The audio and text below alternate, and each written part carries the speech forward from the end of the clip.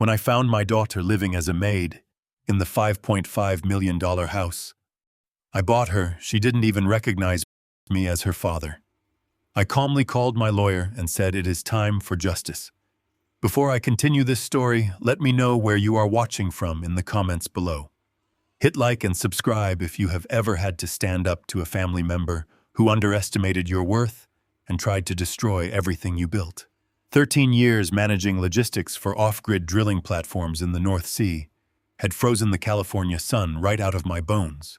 But the damp, salt air of La Jolla still tasted exactly the same as it did the day I bought the estate. I had purchased the sprawling steel and glass property on the cliffs overlooking the Pacific for $5.5 million in cash, placing it in a domestic trust to guarantee my daughter Natalie would have an impenetrable fortress of security for the rest of her life. I had spent the last decade in grueling isolation, negotiating shipping lanes and supply chains, in the most unforgiving waters on Earth, funneling every cent into offshore accounts to ensure her husband Cameron could never touch her primary safety net. I expected to arrive unannounced to a quiet family evening to surprise my only child after a brutal overseas contract that had nearly cost me my life. Instead, as I walked up the winding coastal road toward the main entrance, I found my private driveway choked with luxury vehicles aggressively managed by a team of valet attendants wearing earpieces and corporate lanyards. The front gate's wrought iron structures I had personally commissioned were thrown wide open, allowing a steady stream of high society guests in tailored tuxedos and evening gowns to filter into my home. A massive banner displaying the logo of a private equity firm I did not recognize was draped across the front portico. The immediate suffocating conflict hit me before I even reached the property line. Cameron had not just thrown a party, he had transformed my daughter's sanctuary into a corporate showroom. I did not march up to the front door to demand answers from the security detail flanking the entrance, knowing instinctively that causing a scene at the perimeter would only give Cameron the upper hand. Instead, I moved silently along the western retaining wall, slipping into the shadows of the cypress trees until I reached the reinforced service gate near the catering bay. 13 years ago, I had hardwired the security grid myself, programming a master override code directly into the secondary motherboard in case of a total system failure. I punched the numeric sequence into the keypad. The heavy steel door clicked open with a quiet hiss, granting me access to the service corridors of my own home. The air inside was thick with the smell of expensive hors d'oeuvres and the frantic overlapping orders of a massive catering crew rushing trays of champagne toward the main hall. I pulled the brim of my weathered cap down low, keeping my head ducked as I navigated the chaotic labyrinth of the kitchen corridors, moving like a ghost through the house I owned. My heart pounded with a slow, heavy dread. Where was Natalie? Why had she not answered my calls for the past 3 years? Why was my son-in-law hosting a corporate gala in a domestic trust property that legally forbade commercial enterprise? I slipped past a group of stressed waiters and moved toward the secondary service elevator, desperate to bypass the main floor and reach the private living quarters upstairs to find my daughter and demand an explanation for the circus occurring in my home. The heavy scent of industrial bleach suddenly cut through the aroma of the catering food, drawing my attention to the shadowed alcove near the baseboards of the service elevator. A frail, skeletal woman wearing a starched, ill-fitting gray maid's uniform was on her hands and knees aggressively scrubbing a spilled red wine stain out of the white marble floor. Her movements were frantic, almost mechanical, driven by a panicked desperation that made my stomach turn. I stepped closer, intending to ask her where the family was, when she shifted her head to dip the coarse brush back into the bucket of bleach. The harsh fluorescent light of the corridor illuminated the pale skin of her neck, exposing a small, crescent-shaped birthmark just below her right ear line. The breath vanished from my lungs. The floor seemed to drop completely out from under me. It was Natalie. My only child, the heiress to a multi-million-dollar estate, was on her hands and knees scrubbing floors in a servant's uniform. I dropped to my knees beside her, my hands shaking uncontrollably as I reached out to touch her shoulder. She was dangerously emaciated, her collarbones protruding sharply against the cheap fabric of the uniform, her hair thin and brittle. I whispered her name, my voice cracking under the weight of an agonizing, suffocating horror. Natalie flinched violently, letting out a sharp gasp as she dropped the scrubbing brush into the chemical water.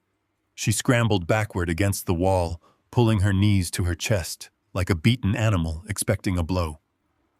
She looked up at me, but her eyes were entirely vacant, her pupils so heavily dilated, they swallowed the color of her irises, a glaring, undeniable medical indicator of heavy forced psychiatric sedation. She did not see her father. She looked at my face and saw only a terrifying stranger. I realized in a crushing wave of despair just how completely the last few years had altered my physical existence. I had spent a decade exposed to the brutal gales of the North Sea, my skin deeply tanned and weathered into tough leather. Worse, 4 years ago in Manila, a catastrophic bout of sepsis had put me in a coma for 6 months. The infection had ravaged my body, stripping 80 pounds of muscle from my frame and leaving me with a thick, unkempt gray beard and hollowed features. I looked nothing like the robust, clean-shaven corporate director who had walked her down the aisle. I was a ghost occupying a decaying shell. I reached for her hands frantically, trying to explain who I was trying to break through the chemical fog clouding her mind. "I'm your father," I pleaded, my voice breaking. Natalie began to hyperventilate, her head shaking rapidly from side to side. "I'll clean it faster. Please do not call Mr. Cameron," she stammered, her words slurring together in a panicked, medicated haze. I'm sorry. Please don't tell him I stopped scrubbing." The sheer psychological terror in her voice shattered the last remaining fragment of my endurance. Cameron had not just stolen her money or her home. He had systematically broken her mind, erasing her identity, and enslaving her through chemical restraint right under the noses of the high society elite, drinking champagne 50 feet away.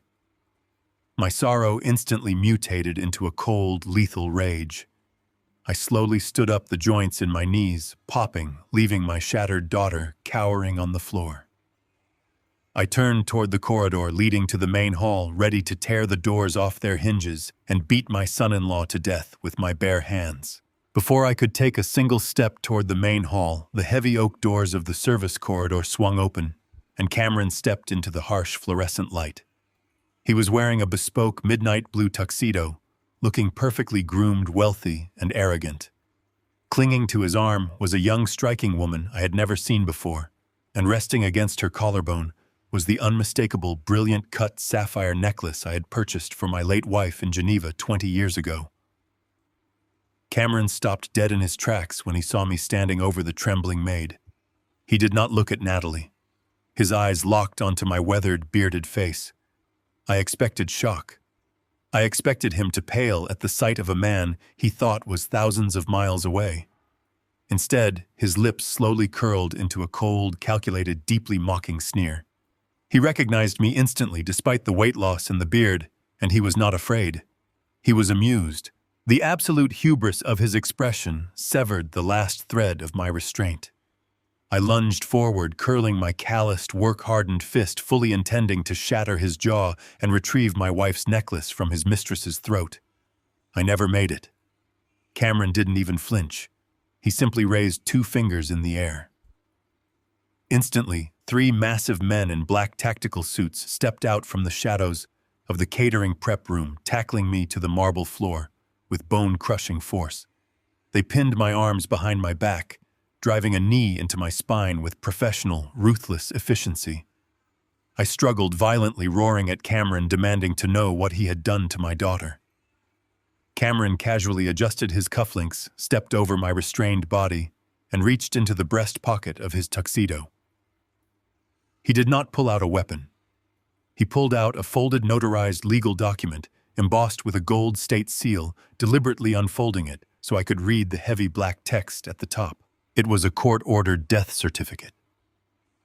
"You died of severe sepsis in a Manila hospital." 4 years ago, Roland Cameron whispered, his voice dripping with venomous, unyielding victory. "It took a lot of legal maneuvering to repatriate your estate. but the courts were very sympathetic to a grieving widower caring for his mentally unstable wife. "You do not exist anymore. You are a trespasser in my home." The absolute staggering brilliance of his trap paralyzed me. He had used my 6-month medical blackout in the Philippines to legally assassinate me using the death certificate to trigger the domestic trust clauses and seize medical proxy over Natalie. He nodded to the security guards. "Throw this vagrant off my property," he ordered casually, turning his back on me to escort his mistress back to the party. The guards dragged me to my feet, hauling me backward through the service doors and down the driveway. I fought, I kicked, I swore vengeance, but I was a ghost fighting the living. They hurled me violently onto the asphalt of the coastal highway, the heavy iron gates locking shut with a definitive mechanical slam. I lay on the cold pavement, bleeding from my lip, staring up at the fortress I had built. I had lost my name, my legal rights, my home, and my daughter. But as I slowly wiped the blood from my chin, the despair evaporated, replaced by a terrifying, silent clarity. Cameron thought he had buried a middle-class father. He had no idea he had just declared war on a man who controlled an invisible $18 million empire. The asphalt scraped my palms as I pushed myself up from the coastal highway. My own gates stood locked behind me, a towering iron barricade separating me from the daughter I had just seen scrubbing floors with vacant, chemically dilated eyes. Every instinct in my battered 68-year-old body screamed to break a window, to rip Gavin apart with my bare hands, to drag Maya out of that catered nightmare. But anger is a luxury a dead man cannot afford. I wiped the blood from my split lip and started walking toward the commercial strip a mile down the road. I did not go to the police. I had spent my life calculating risk on deep-sea drilling platforms, and the math here was brutally simple.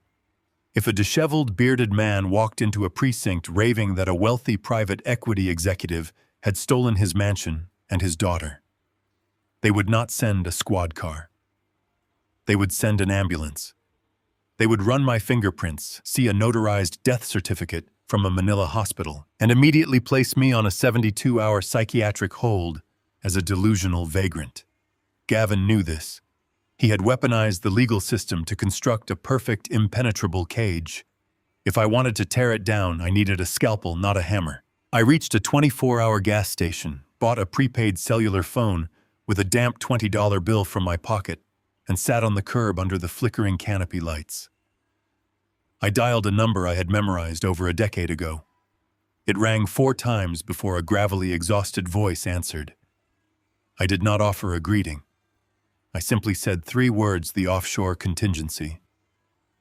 There was a sharp intake of breath on the other end of the line. Lawrence was not just my trust attorney.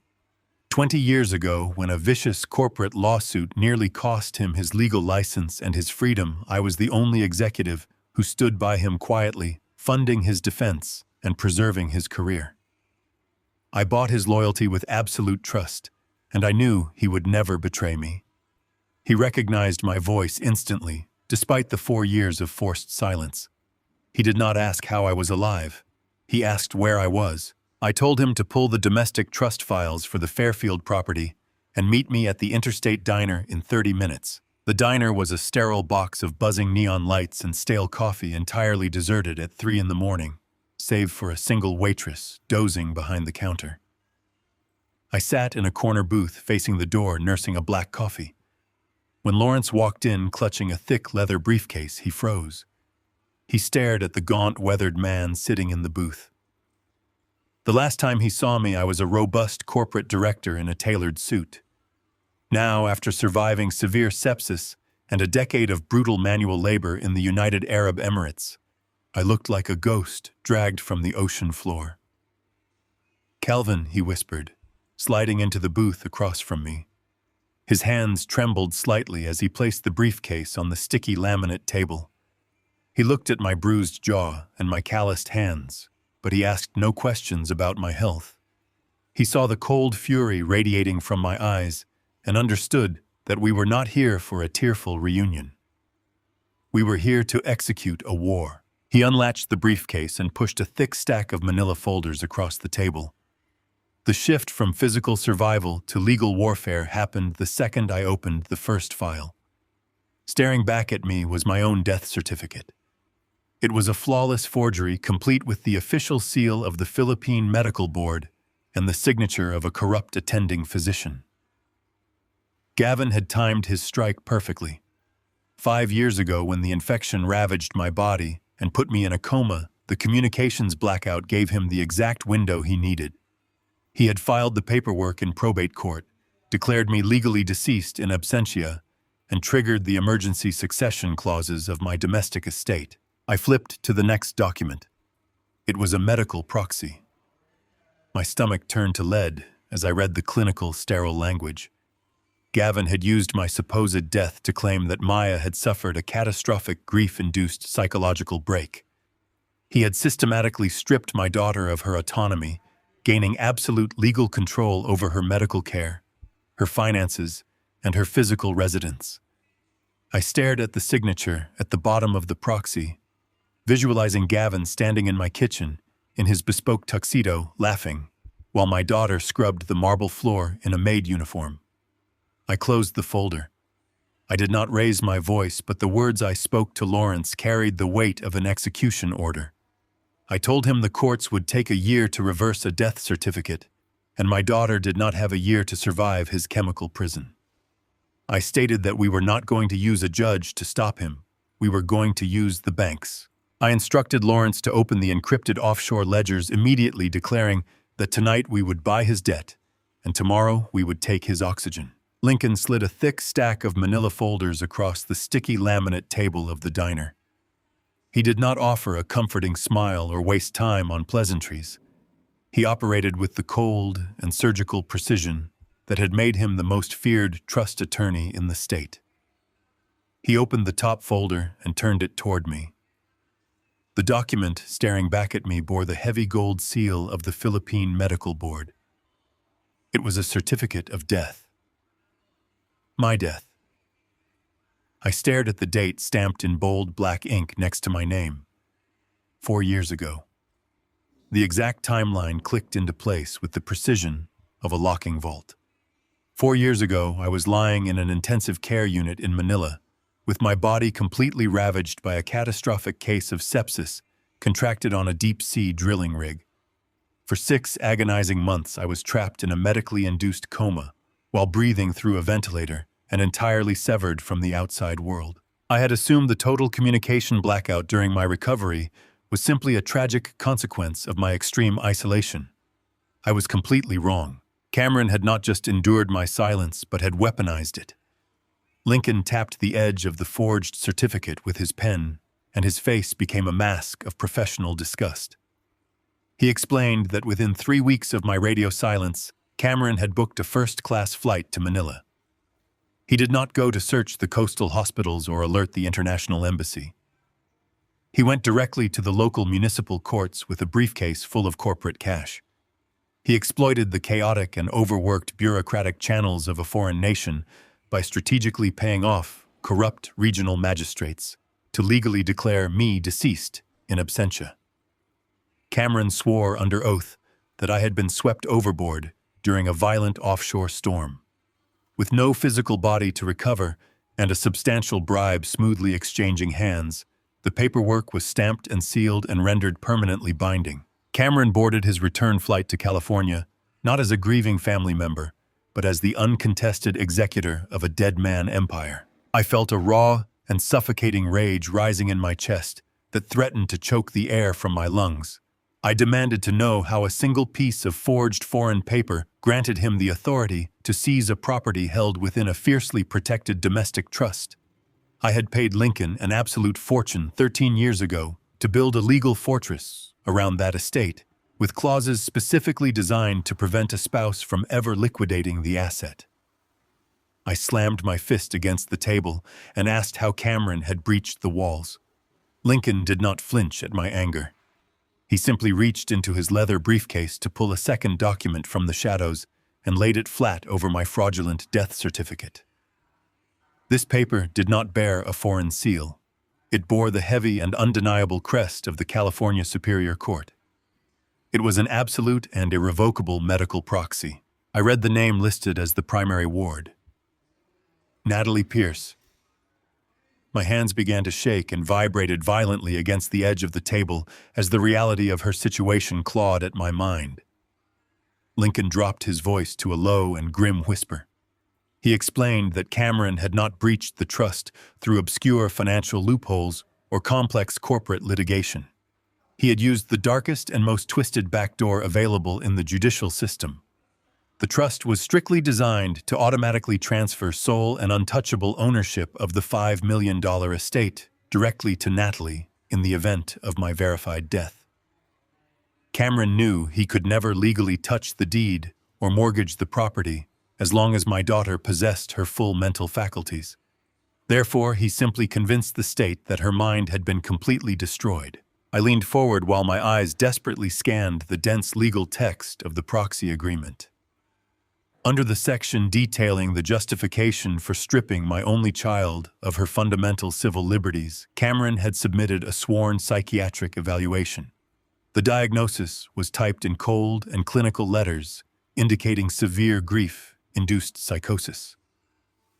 Lincoln systematically broke down the mechanics of the horror currently unfolding inside my home.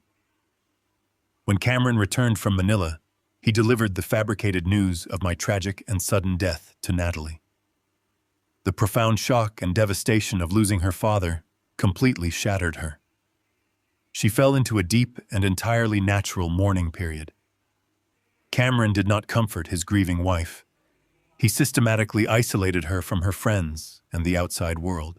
He enlisted a private and corrupt physician to evaluate her fragile emotional state by purposely manipulating her profound sorrow into a legally binding diagnosis of severe and dangerous mental instability. Cameron stood before a probate judge and falsely testified that Natalie was an active threat to herself and entirely incapable of managing her own basic hygiene, let alone a multi-million-dollar domestic estate. Based on that fraudulent medical testimony, the judge granted Cameron full and uncontested conservatorship. In a single and devastating legal maneuver, Cameron erased my existence and legally enslaved my daughter. He gained absolute and unchecked authority to manage her inheritance and dictate her physical location and govern her daily medical treatment. The terrifying and vacant look in Natalie's eyes back in the catering kitchen suddenly made perfect and agonizing sense. She had not forgotten me out of simple shock or the passage of time. Cameron had deliberately locked her inside a chemical prison by weaponizing the legal system to ensure she could never challenge his authority over the home I built. Lincoln pushed a third folder across the table, and the fluorescent lights above us seemed to flicker and dim as I read the label. The true horror of my absence was not contained in the forged death certificate or the stolen real estate, but in the clinical records documenting the chemical subjugation of my daughter. Cameron had not merely seized a $5 million asset. He had meticulously constructed a psychological prison to ensure the rightful heir could never challenge his authority. I scanned the heavily redacted medical logs provided by a corrupt private practitioner named Dr. Berman. The files detailed a systematic regimen of heavy off-label psychotropics and severe tranquilizers prescribed under the guise of treating profound grief. Cameron had weaponized my disappearance. When the initial shock of my fabricated death struck Natalie, he did not offer the comfort of a grieving husband. He exploited her vulnerability to introduce Berman into the estate. Berman was a physician whose medical license was merely a shield for administering illegal chemical restraints. Together they had flooded her system with sedatives that fractured her cognitive processing and stripped away her ability to perceive reality. The sheer malice of the operation became increasingly agonizing as I read the psychological evaluation summaries. Cameron had deliberately orchestrated a campaign of total mental annihilation. He had spent the last 4 years sitting beside her medically sedated body, whispering a fabricated narrative designed to break her spirit completely. He convinced Natalie that I had not just died in a foreign hospital, but that I had intentionally abandoned her to pursue my own selfish ambitions before succumbing to a pathetic and isolated end. He fed her a steady diet of pharmaceutical poison and psychological torture until her memory of a loving and protective father was entirely replaced by the terrifying image of a cruel ghost. The vacant stare I had witnessed in the catering corridor was not a symptom of natural illness. It was the direct and intended result of a husband deliberately erasing the identity of his wife so she would obediently scrub the floors of her own mansion while he entertained the corporate elite upstairs. I closed the medical file, and the sheer force of my anger threatened to crack the laminate table beneath my hands. I demanded that Lincoln immediately file an emergency injunction to sever the medical proxy and arrest Cameron for chemical battery. I wanted armed federal marshals to raid the La Jolla estate before the sun crested over the horizon. I wanted my daughter extracted from that chemical nightmare immediately. Lincoln did not match my outrage. He retained the cold and calculating demeanor of a man who understood the fatal flaws of the justice system. He leaned across the table and dismantled my demands with absolute precision. He explained that the legal system was entirely blind to emotional urgency. Reversing a court-certified death certificate in probate court was not a matter of simply walking into a precinct and declaring I was alive. It would require endless judicial hearings and extensive biometric verifications and a grueling bureaucratic process that would take a minimum of 12 to 14 months to complete.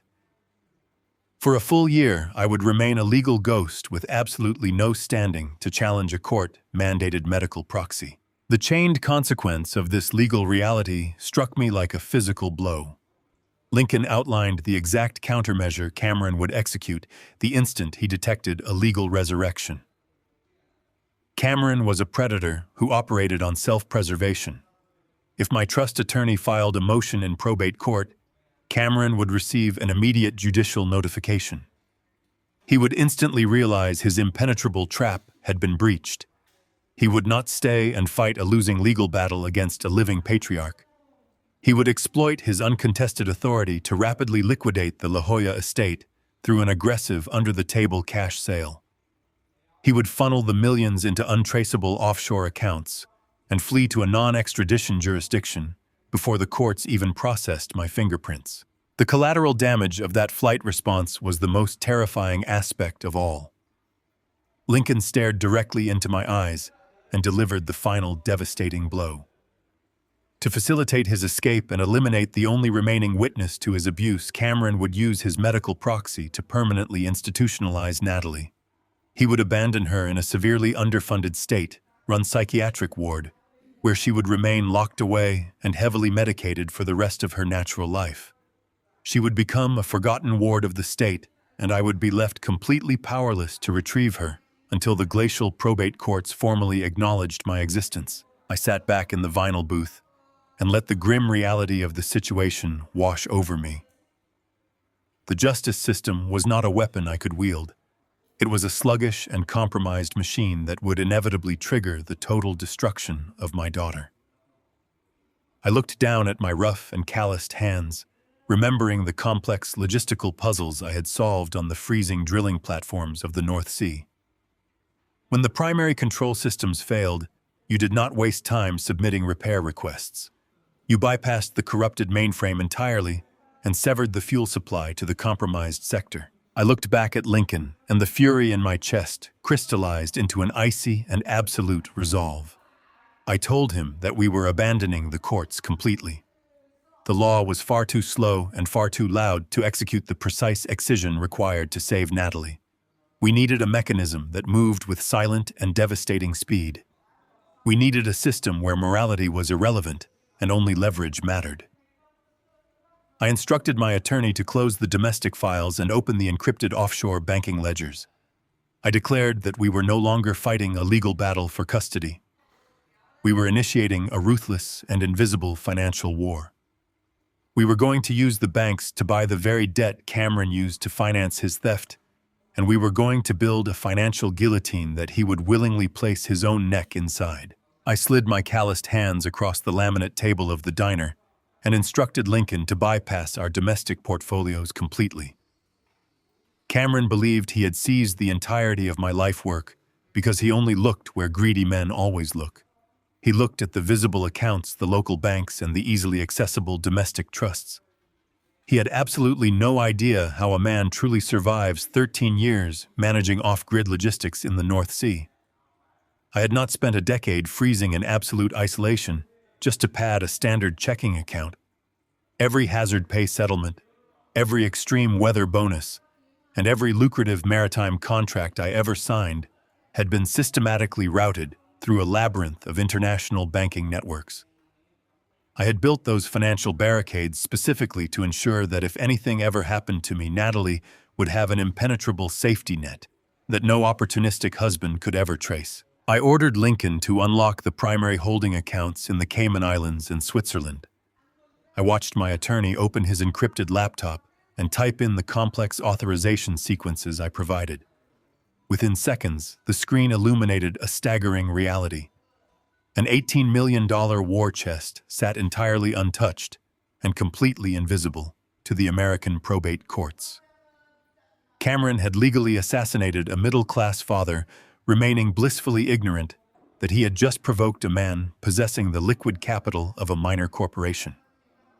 I told Lincoln we were not going to hire litigators or file court petitions. We were going to hire financial mercenaries. By 4 a.m, Lincoln had awakened a team of elite forensic accountants based out of London and New York. These were not standard bookkeepers calculating tax returns. They were digital hunters trained to dismantle corporate shell games and trace laundered funds across international borders. I authorized a massive untraceable retainer from the offshore accounts and gave them a single uncompromising directive. I wanted every financial breath Cameron took over the last 4 years audited, dissected, and laid bare on the table before the sun came up. I needed to know exactly how a man who wore custom tuxedos and hired armed private security details had managed to steal my home without triggering a massive federal tax audit. The silence in the diner stretched on for hours as Lincoln communicated with the investigative team through encrypted channels.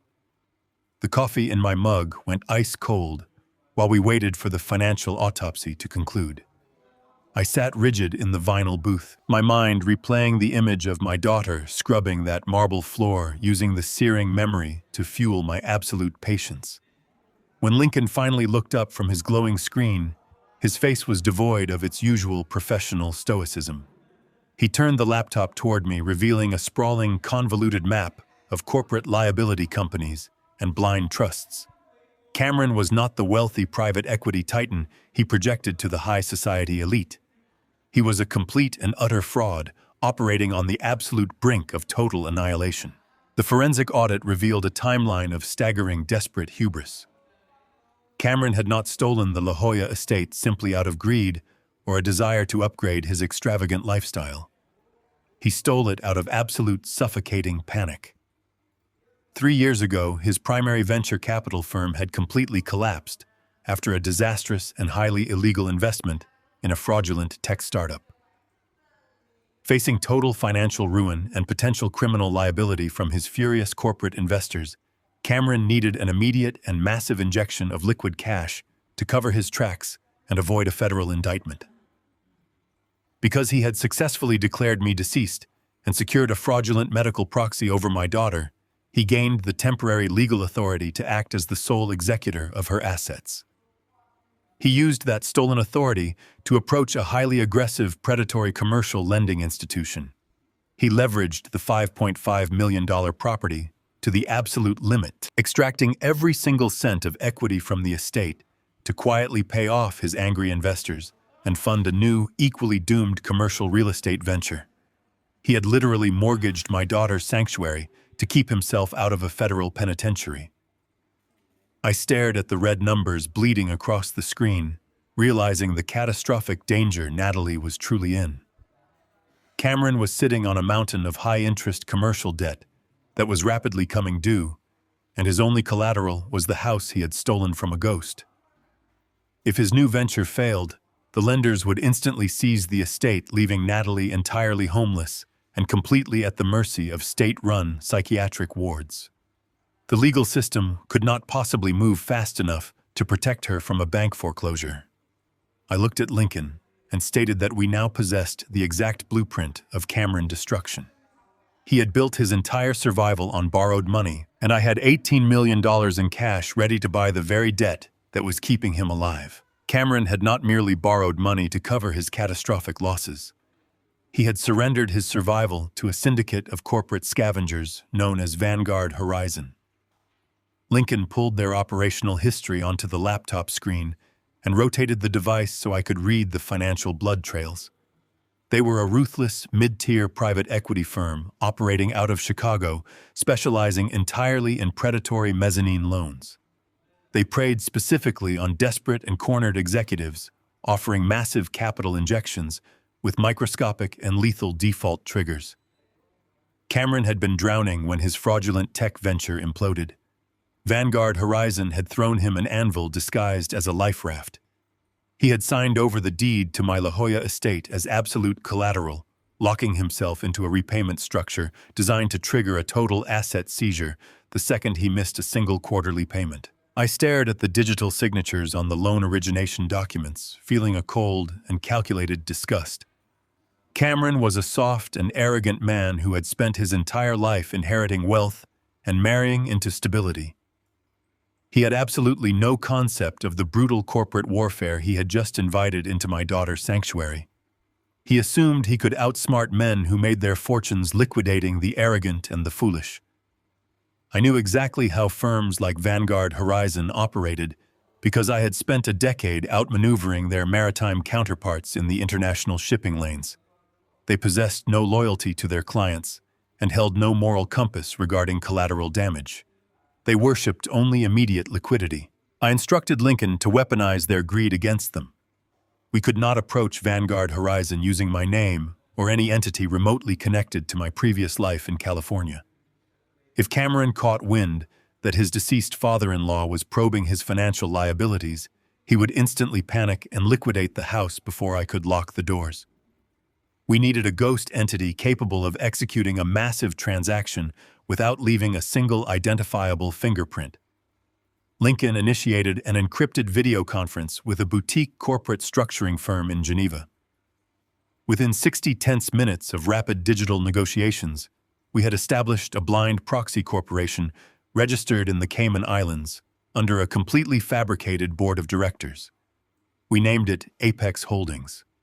We capitalized the new entity instantly by routing $4.2 million in pure, untraceable cash from my primary offshore war chest directly into a newly minted escrow account. We were no longer two men sitting in a dismal and fluorescent-lit interstate diner. We were a faceless international conglomerate, preparing to execute a hostile and completely invisible financial takeover. The transition from isolated victim to apex predator was absolute and seamless. I watched Lincoln draft the acquisition proposal with predatory precision. He did not ask Vanguard Horizon to negotiate terms or schedule a preliminary review. He simply offered to purchase Cameron's entire debt portfolio for its exact face value, plus a heavily inflated 15% premium paid immediately in unencumbered cash. Private equity firms do not reject immediate and guaranteed liquidity. The senior partners at Vanguard Horizon were currently holding a highly toxic loan backed by a desperate man whose tech startup was publicly hemorrhaging capital across every major industry blog. They knew Cameron was a sinking ship, and his debt was becoming a severe liability on their quarterly ledgers. When Lincoln transmitted the formal offer at 4 a.m, their acquisition team responded in less than 12 minutes. They did not care who Apex Holdings was or why a newly formed foreign entity wanted to purchase the toxic liabilities of a failing California executive. They only saw an immediate and wildly profitable exit strategy from a rapidly deteriorating asset. The digital paperwork flew across the encrypted connection, arriving in heavily redacted data packets. I sat in the vinyl booth and meticulously read every single line of the transfer agreement. I evaluated the specific default clauses and the asset seizure protocols that Cameron had foolishly agreed to sign. I was not buying a house. I was buying absolute and uncontested authority over a man who had chemically enslaved my only child. I verified the routing numbers and authorized the final wire transfer. The confirmation pinged on Lincoln's laptop, illuminating the dark diner with a cold blue light. Over $4 million vanished from my offshore ledger and flowed directly into the Chicago accounts. In that exact fraction of a second, ownership of Cameron's entire existence shifted entirely into my hands. The legal transition was flawless and perfectly silent. Cameron was currently sleeping in his bespoke tuxedo inside my master bedroom, entirely oblivious to the catastrophic shift in his reality. He still believed he was a wealthy visionary in absolute control of my daughter and my estate. He went to sleep believing he had outsmarted his investors and conquered his financial ruin. He had absolutely no idea that the predatory firm holding his leash had just sold it to the ghost he had created. I did not just hold the mortgage to the La Jolla property. I owned every single dollar of Cameron commercial debt. I was now his sole and absolute creditor. The heavy steel trap had been perfectly forged in the darkness, and now it was time to drop the blade. The digital confirmation of the wire transfer vanished from the laptop screen, and I immediately ordered Lincoln to transition from acquisition to execution. We did not pause to celebrate the purchase of the debt, because a weapon is entirely useless until it is unsheathed and pressed against the throat of the adversary. I instructed my attorney to draft the margin call with the absolute maximum level of authorized aggression. We were not going to issue a standard corporate warning or offer a conventional 30-day grace period for restructuring. We were going to drop a catastrophic financial anvil directly onto Cameron's chest. Lincoln's fingers moved with relentless speed across the keyboard as he compiled the most vicious demand letter his firm had ever manufactured. He methodically activated the microscopic and deeply predatory stipulations that Cameron had blindly agreed to when he first mortgaged his stolen life with Vanguard Horizon. Cameron had been so desperately arrogant during his initial borrowing phase that he had willingly signed away his right to any formal legal arbitration. He had entirely waived all standard protections against accelerated debt collection. He had literally handed his executioners the exact rope required to hang him. Lincoln did not merely focus on the real estate collateral. As my attorney dug deeper into the specific loan covenants, we uncovered the truly lethal mistake Cameron had made in his absolute hubris. When his fraudulent tech startup first began to hemorrhage capital, he did not simply borrow money to cover the corporate bleeding. He panicked and illegally commingled the funds. He took hundreds of thousands of dollars from his remaining client escrow accounts and funneled them directly into his own personal ledgers to maintain the lavish illusion of extreme wealth. He purchased bespoke wardrobes and leased luxury vehicles and funded high society galas using completely stolen corporate capital. He had committed textbook federal embezzlement. Lincoln wove this devastating reality directly into the fabric of the margin call. We were not simply demanding our money back as a standard creditor. We were explicitly threatening to initiate a full-scale federal investigation into his misappropriated funds the very second he defaulted on the payment. Cameron was no longer merely facing a ruined credit score or a standard bankruptcy proceeding. He was staring directly down the barrel of a 15-year sentence in a federal penitentiary. The terms of the ultimatum we constructed were absolute and entirely non-negotiable. Apex Holdings required a direct and verified wire transfer of $2.5 million in pure liquid capital.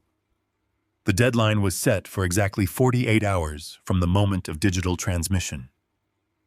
If the funds did not materialize in our offshore escrow account, by that exact minute we would immediately seize all of his commercial assets. We would freeze every single remaining bank account tied to his name, and we would hand the meticulously documented evidence of his embezzlement directly to the federal authorities.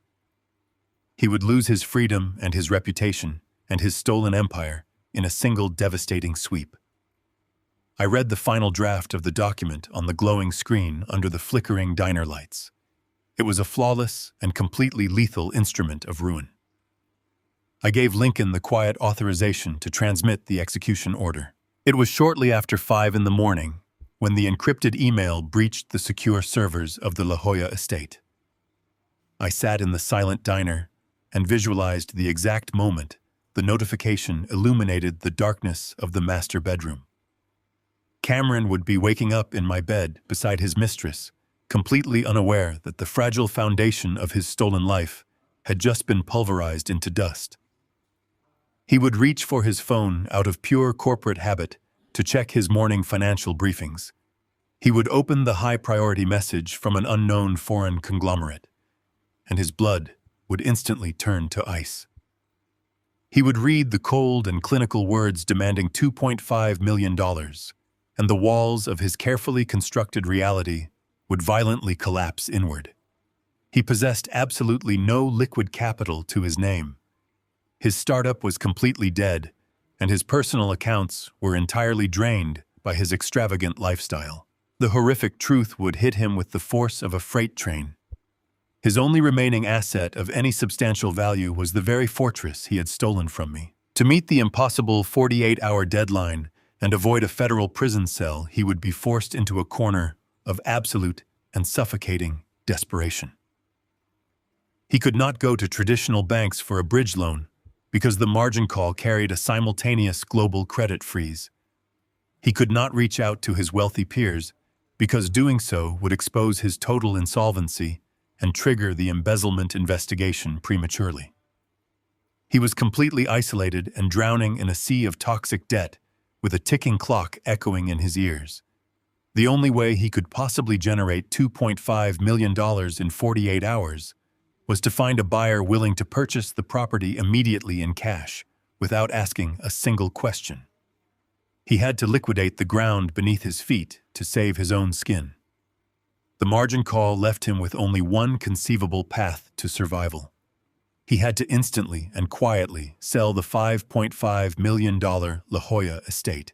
The steel trap had snapped completely shut, and the countdown to his total annihilation had officially begun. Cameron stared at this glowing screen of his phone until the harsh blue light burned his eyes. He sat frozen on the edge of the mattress, while his mistress breathed softly in the tangled silk sheets behind him. The email from Apex Holdings sat in his inbox like an unexploded bomb. $2.5 million, 48 hours, federal embezzlement charges. He read the words over and over, hoping his sleep-deprived brain was simply hallucinating a nightmare. He rubbed his face and forced himself to breathe. He convinced himself it was a massive clerical error. Vanguard Horizon was a ruthless firm, but they were not sloppy. They would not suddenly sell a highly lucrative commercial mortgage to an unknown foreign entity without issuing a formal corporate warning. He grabbed his encrypted laptop from the nightstand and rushed down the sweeping marble staircase to his private study. He locked the heavy oak doors and logged directly into his primary wealth management portal. He expected to see his standard debt portfolio. Instead, he found a completely locked ledger. A bright red banner stretched across the top of his screen. It was a formal notice of immediate default and an active global credit freeze. The panic did not hit him all at once. It seeped into his veins like a slow-acting poison. He reached for his desk phone. It was 6 a.m. in California, but the financial markets in New York were already wide awake. He dialed his senior private banker at a major domestic institution. This was a man Cameron had played golf with for years, and a man who had previously authorized millions in unsecured credit based solely on Cameron's fabricated reputation. The call did not go to a personal assistant. It was intercepted by an automated risk management routing system. A cold and mechanical voice informed him that his entire portfolio was suspended, pending a mandatory external fraud investigation.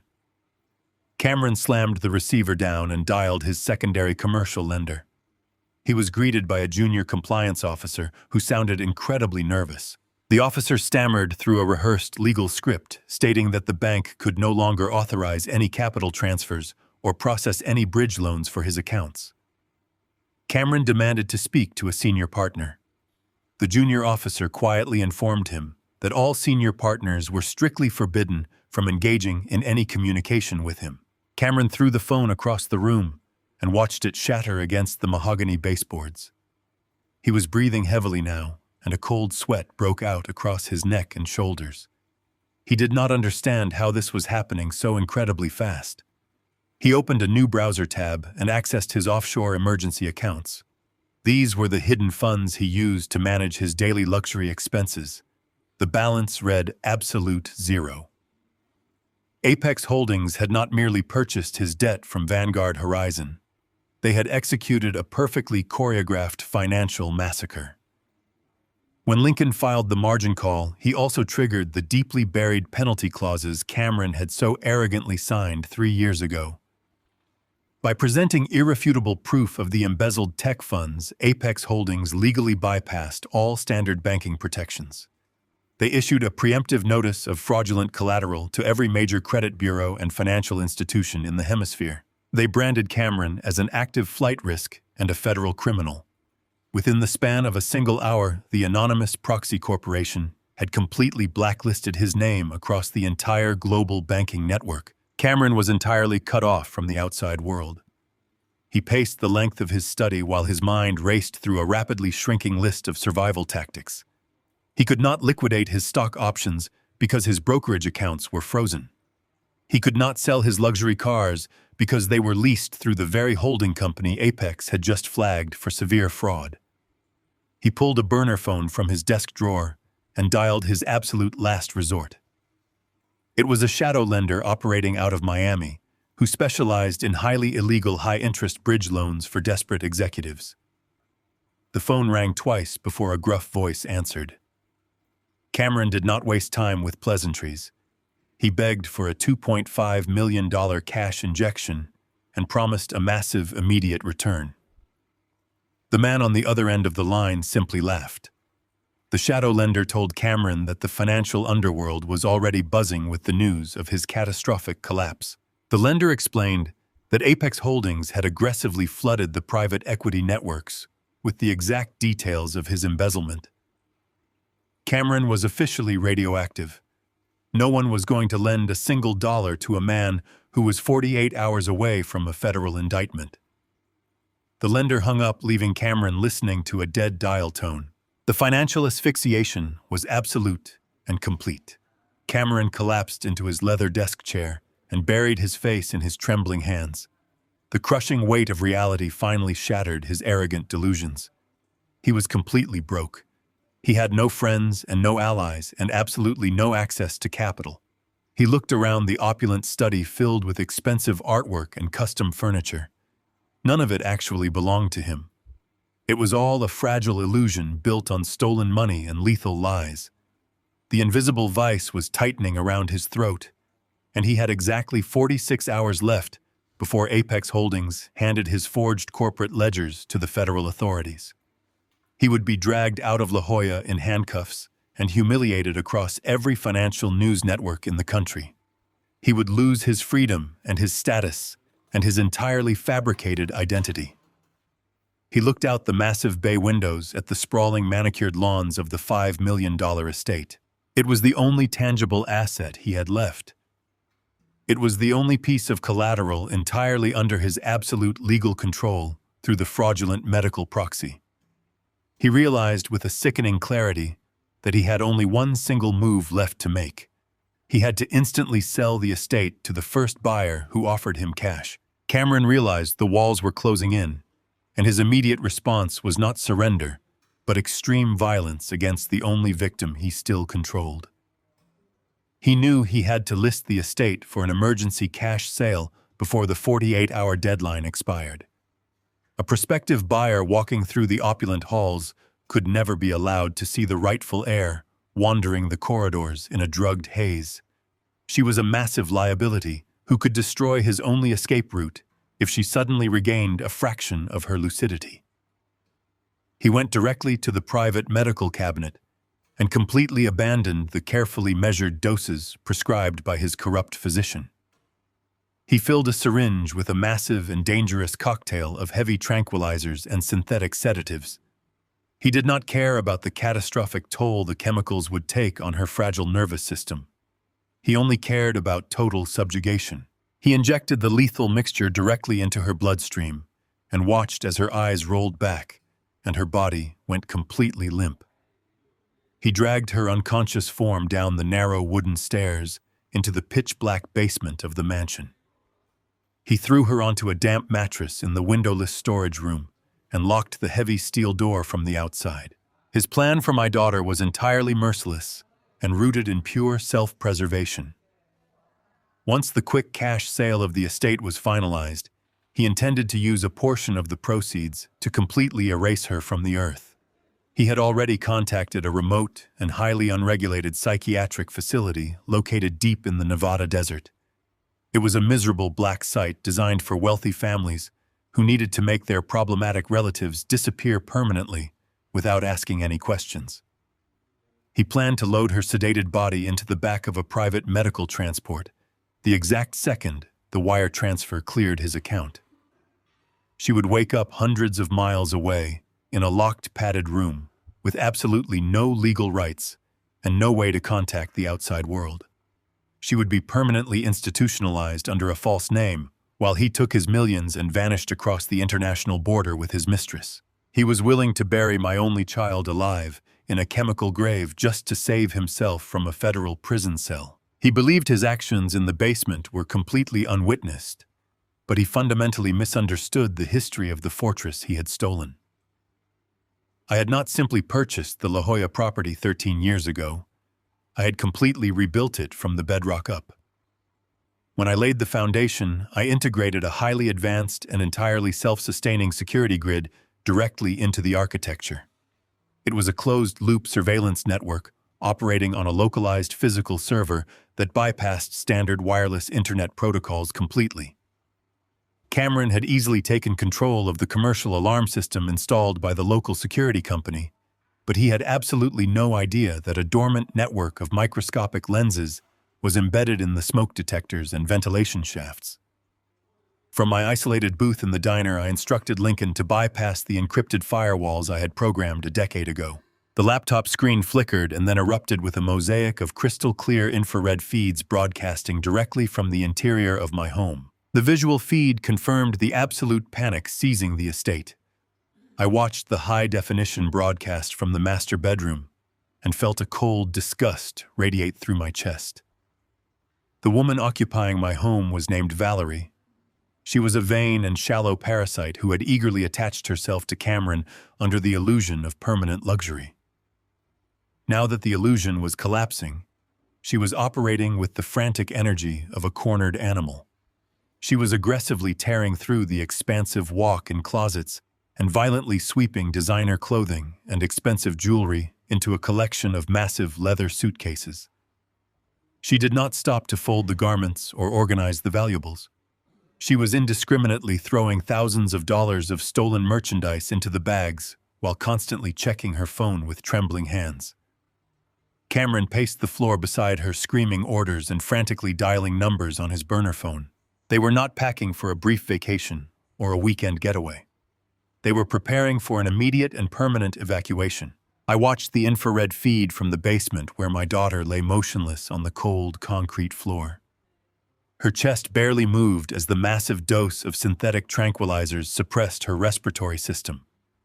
Every passing minute she spent locked in that toxic darkness pushed her closer to a fatal cardiac event. The timeline for my revenge had suddenly collapsed. I could not wait for the 48-hour margin call to completely expire. Cameron was actively preparing to abandon the property, and he would undoubtedly execute the transfer of my daughter to the Nevada black site before he fled the jurisdiction. The invisible financial guillotine had successfully shattered his false empire, but it had also accelerated his darkest impulses. I stared at the frozen image of Natalie on the glowing screen and realized that passive financial warfare was no longer sufficient. I told Lincoln to close the laptop and pack his briefcase. We had successfully severed the financial blood supply keeping the parasite alive.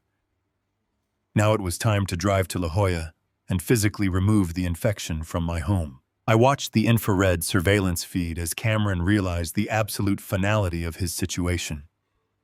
The walls of his stolen empire were closing in, and the crushing weight of the margin call left him gasping for air in the center of his opulent study. He grabbed a fresh burner phone from his desk drawer because he knew his primary telecommunication lines were compromised by the sudden banking freeze. He did not dial a family friend or a corporate attorney. He dialed a shadow broker named Julian, who specialized in liquidating distressed luxury assets for the desperate elite of Southern California. Lincoln intercepted the audio frequency through the internal security grid and routed the digital signal directly into the speakers of our laptop. The conversation was a masterclass in raw panic. Cameron did not bother with pleasantries or attempt to maintain his usual facade of arrogant superiority. He told Julian he needed to execute a blind off-market transfer of the La Jolla estate immediately. The broker paused, and the static on the line hummed through the diner. Julian reminded Cameron that the property was valued at $5,500,000, and moving an asset of that massive magnitude through invisible channels typically required weeks of careful structuring and discreet buyer vetting. Cameron cut him off with a voice shaking with absolute terror. He explicitly stated that he did not have weeks or even days. He demanded an unconditional cash closing within exactly 24 hours. He ordered the broker to bypass all traditional escrow protocols and waive every standard property inspection. He wanted a buyer with pure liquid capital willing to sign a transfer deed sight unseen. Julian scoffed at the impossible timeline and told Cameron that no rational buyer would ever wire millions of dollars overnight without a thorough legal review. It was an unprecedented and highly suspicious demand that would instantly terrify any legitimate real estate investor. Cameron knew he had to bleed to survive, so he offered the ultimate sacrifice. He told the broker he was willing to slash the asking price by a staggering 30%. He was voluntarily incinerating over $1,500,000 in pure equity just to incentivize an immediate cash grab. He promised Julian a massive double commission paid directly under the table if he could find a buyer willing to transfer the remaining balance into a designated offshore holding account before the sun rose on the following day. The silence on the line stretched for a long and agonizing moment. A 30% discount on a pristine piece of coastal real estate was an entirely irresistible feast for the vultures of the private equity world. Julian swallowed his suspicions and allowed his greed to dictate his response. He told Cameron he knew a syndicate of aggressive foreign investors who maintained massive cash reserves specifically for predatory acquisitions, just like this one. The broker promised to make the calls immediately and assured Cameron he would have a binding cash offer submitted by midnight. Cameron ended the call and slumped forward over his desk, burying his face in his trembling hands while his chest heaved with exhaustion. I sat rigid in the vinyl booth of the diner and stared at the glowing screen. The tension in the air was suddenly thick and suffocating. The invisible financial trap I had constructed was working with flawless precision, but it had also accelerated the timeline toward a catastrophic conclusion. Cameron was effectively backed into a corner, and he was moving with the frantic and unpredictable energy of a cornered predator. If Julian successfully located a third-party buyer and the cash was wired into the accounts belonging to Cameron, the entire situation would instantly unravel. Cameron would secure the liquid capital required to satisfy the margin call and avoid a federal embezzlement indictment. The second that money cleared his ledgers, he would execute his darkest and most terrifying contingency plan. He would call the private medical transport and drag my sedated daughter out of the dark basement. He would ship her unconscious body across state lines to the unregulated psychiatric facility in the Nevada desert before I could ever intervene. She would vanish into a permanent chemical prison, and Cameron would board a private flight out of the country with his mistress and his stolen millions. I could absolutely never allow a third-party investor to enter this battlefield and provide him with an escape route. I looked across the table at Lincoln, and my jaw tightened with pure resolve. I told my attorney that Apex Holdings was going to purchase the estate. We had already bought his toxic corporate debt, and now we were going to buy my home right back from him. I instructed Lincoln to intercept the broker.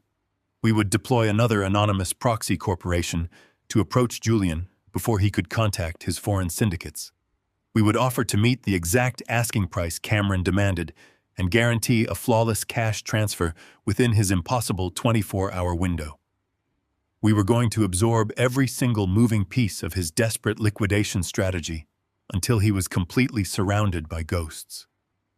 Cameron believed he was orchestrating a brilliant last-minute escape from total ruin, but he was actually sprinting blindly toward the final execution block.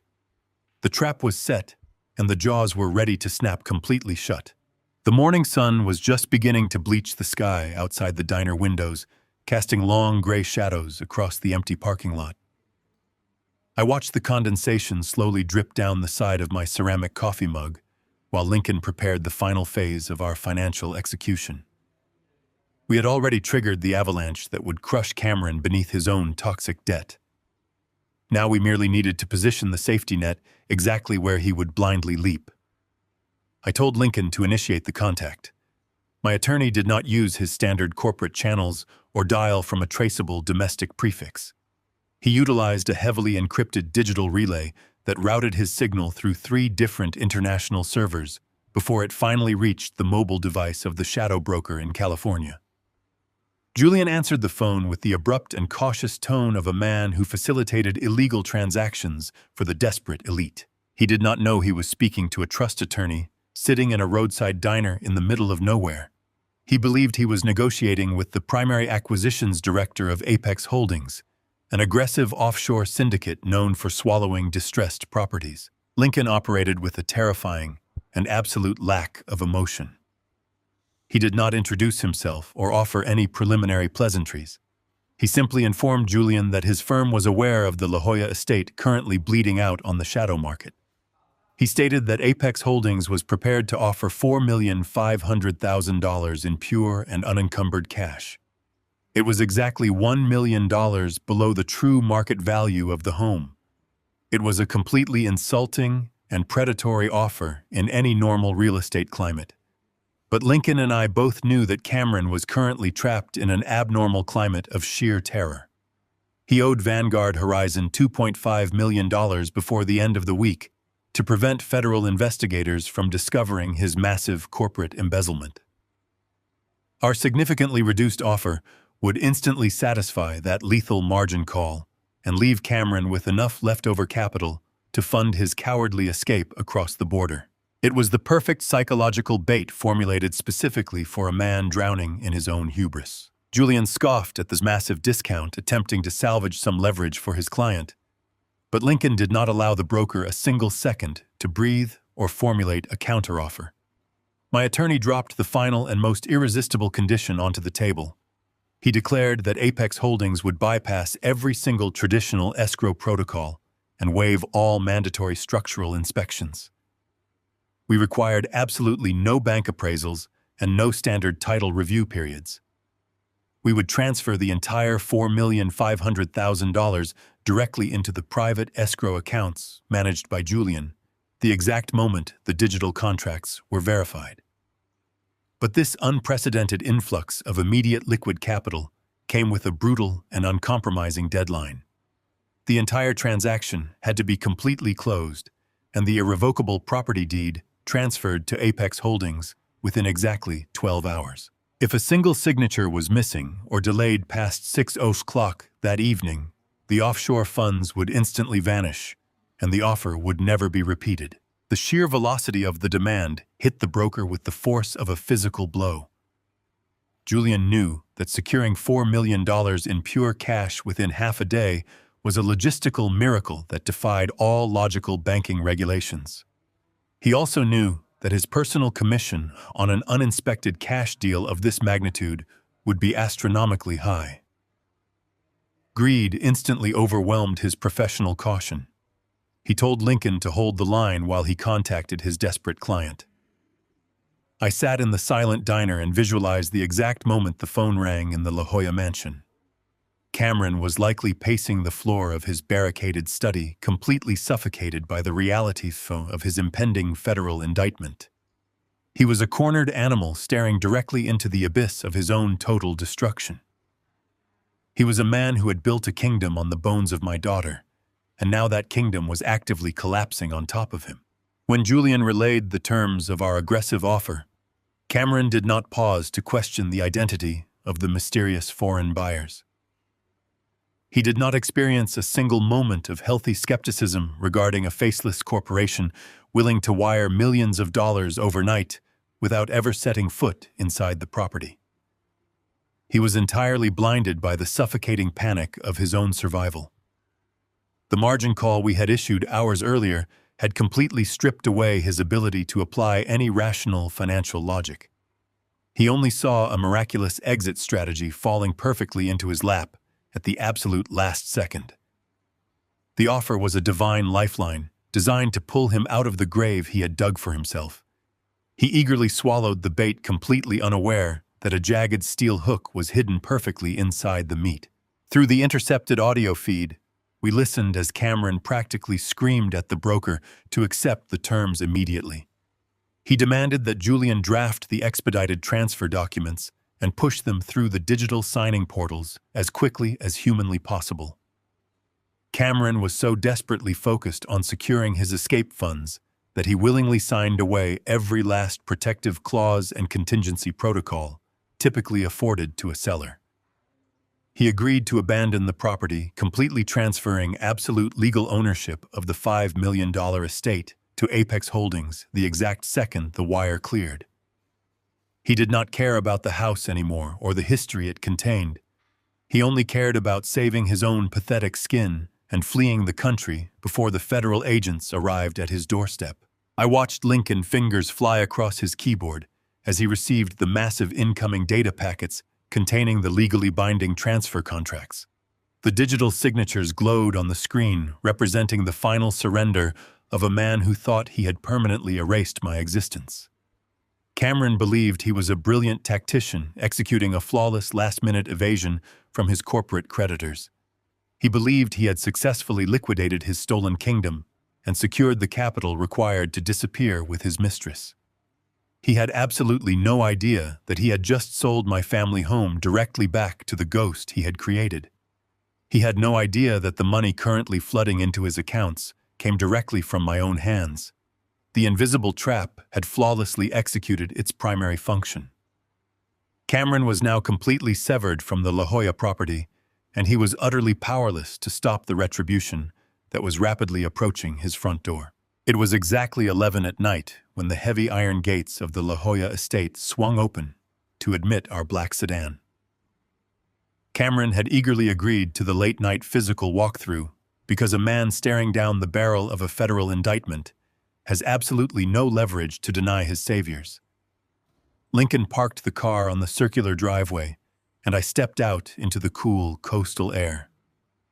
I wore a tailored dark suit and a pair of thick-framed glasses, completely assuming the persona of a silent and intensely private foreign equity partner. Lincoln had explicitly warned the broker that his backer did not speak English and required absolute uninterrupted deference during the final appraisal.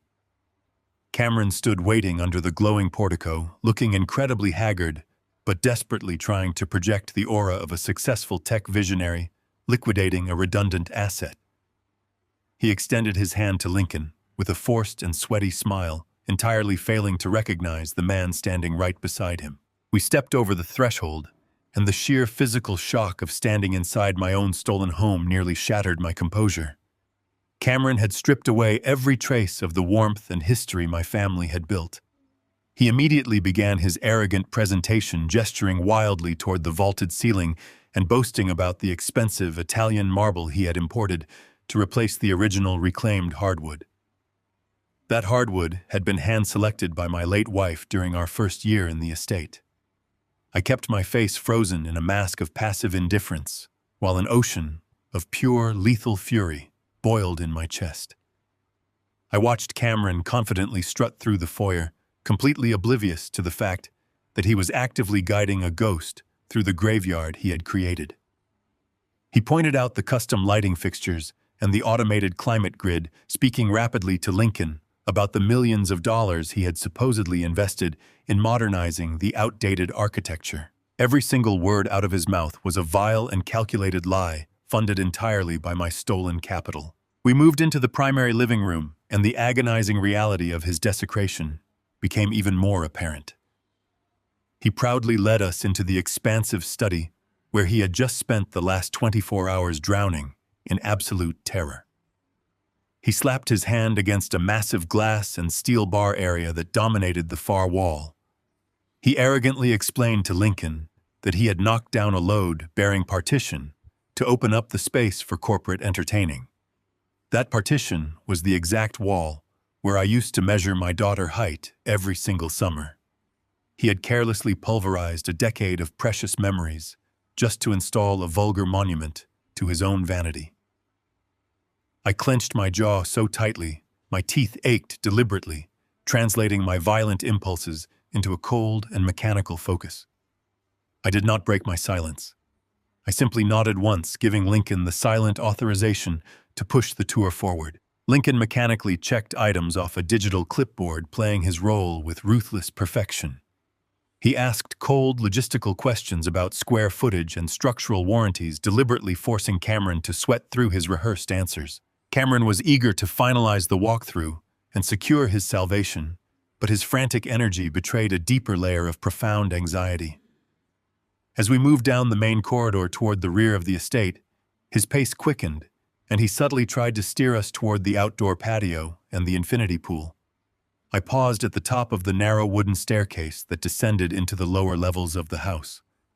The temperature in the corridor seemed to drop, and every survival instinct in my body suddenly screamed that something was horribly wrong. The basement was originally designed as a climate-controlled storage facility for vintage wines, but Cameron immediately shifted his body to block the top of the stairs. He let out a nervous laugh and quickly told Lincoln that the lower level was currently undergoing hazardous plumbing renovations and was entirely unsafe for a walkthrough. He claimed it was filled with exposed wiring and raw concrete, attempting to brush past it as an insignificant detail. Lincoln glanced at me and I gave him a microscopic shake of my head. My attorney immediately turned back to Cameron and stated in a flat and uncompromising tone that Apex Holdings required a visual confirmation of the entire structural foundation before authorizing a $4,500,000 wire transfer.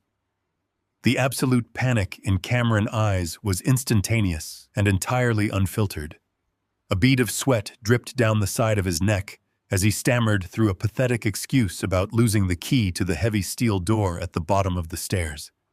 He was lying, and his desperation was practically vibrating in the air between us.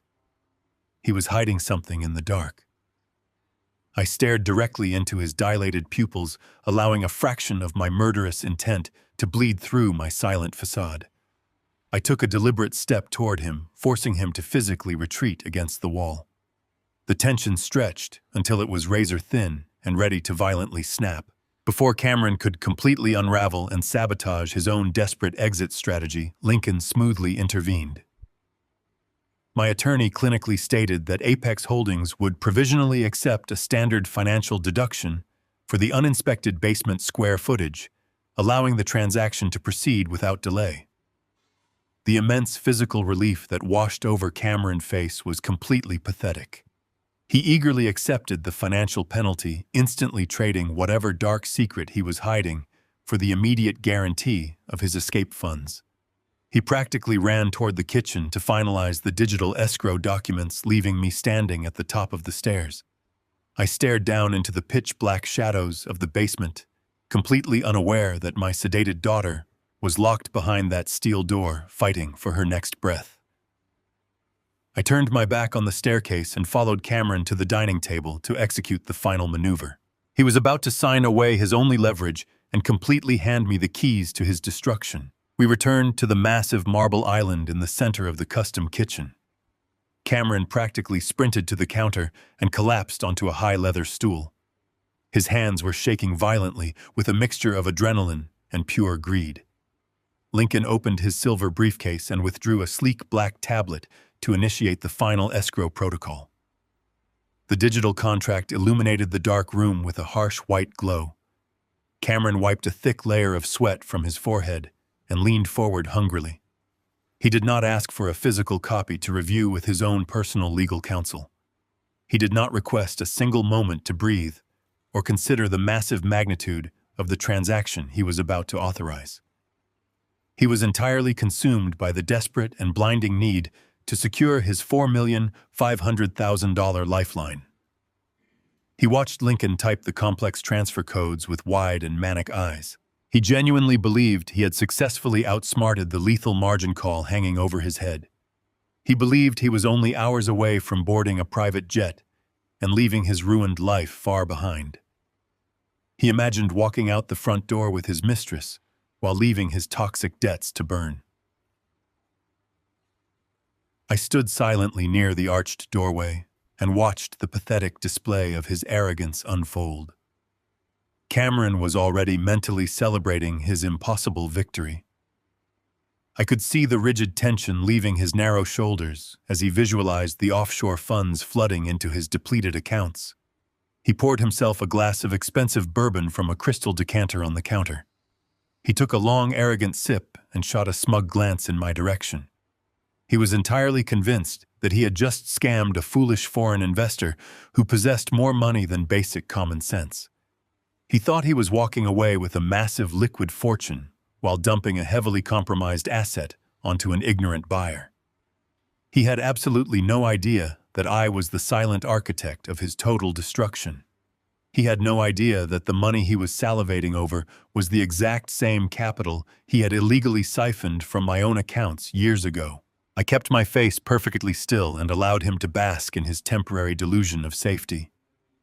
I knew that the most lethal traps in the world are always the ones the victim eagerly closes upon themselves.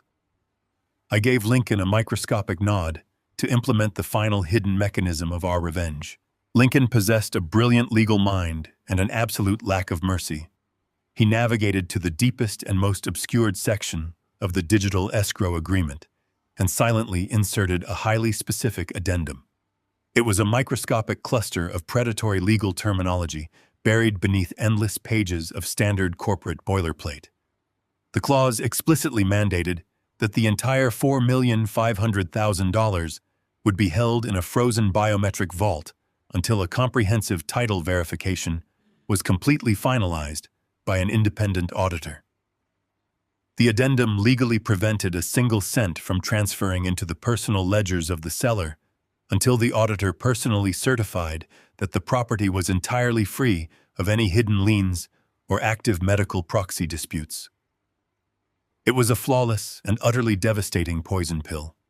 It transformed the immediate promise of instant cash into a locked phantom asset.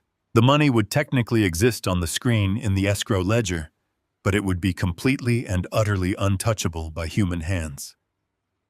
Lincoln locked the silent addendum into the core encrypted code of the contract, making it completely irrevocable the second it was signed.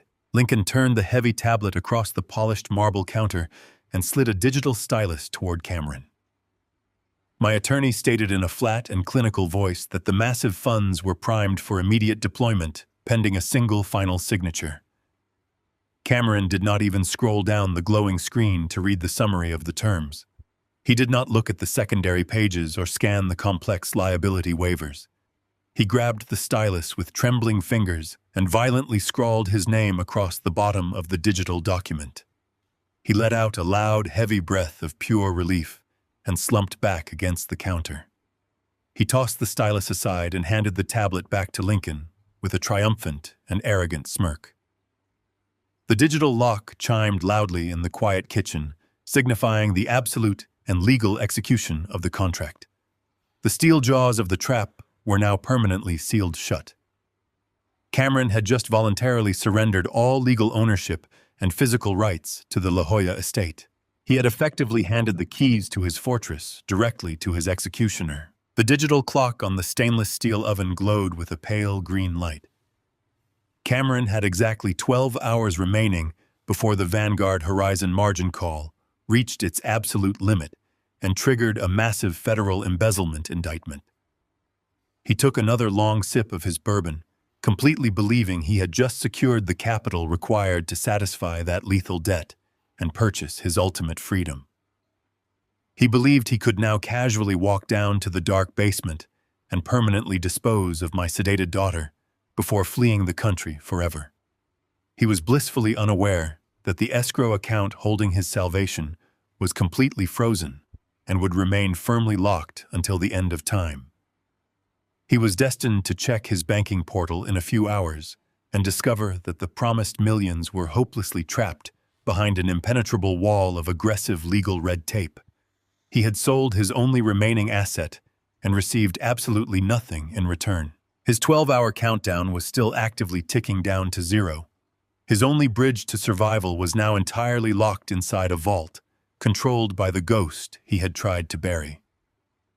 The final and most violent phase of his total annihilation was officially underway. The rain slicked the streets of the upscale medical district as I pulled the black sedan into the private parking garage of the Berman Institute. Lincoln had already bypassed the external security gates using the access codes we purchased from a disgruntled night watchman. I stepped out of the vehicle and walked through the heavy glass doors of the clinic. The lobby was dark and silent, but I knew exactly where to find the man who had traded my daughter's sanity for a continuous stream of dirty money. Dr. Arthur Berman was a man who built his entire reputation on catering to the dark and hidden desires of the elite. He provided absolute discretion for a massive premium. I walked down the pristine white corridor and pushed open the heavy oak door of his private office. Berman was sitting behind a massive mahogany desk reviewing his quarterly billing statements. He looked up with a flash of arrogant annoyance, completely expecting a lost janitor or an overly eager pharmaceutical representative. He did not recognize the father of the woman he had been chemically burying alive for the past 3 years. I closed the heavy door behind me and engaged the deadbolt with a loud and final click. Berman immediately stood up and demanded to know who I was and how I had bypassed his security protocols. He reached for the silver telephone on his desk to summon the private guards patrolling the lower levels. I did not raise my voice or offer any physical threat. I simply walked across the thick Persian rug and dropped a thick manila folder directly onto the center of his immaculate desk. The heavy thud of the paper echoed in the quiet room. I told him to pick up the receiver if he wanted to spend the rest of his natural life in a maximum security federal penitentiary. I watched his hand freeze inches away from the phone.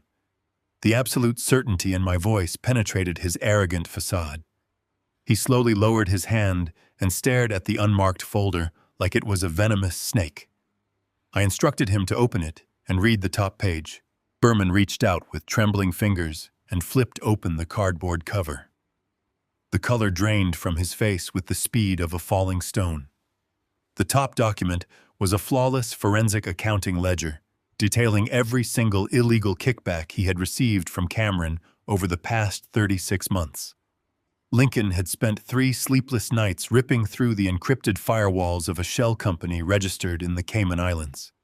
We uncovered a massive network of offshore wire transfers funneled directly into a hidden trust account controlled entirely by the doctor. Cameron had not simply paid Berman his standard medical fees. He had systematically bribed the physician with hundreds of thousands of dollars in pure, untraceable cash to write fraudulent psychiatric evaluations. Berman had knowingly and willingly prescribed lethal cocktails of heavy sedatives to a perfectly healthy young woman.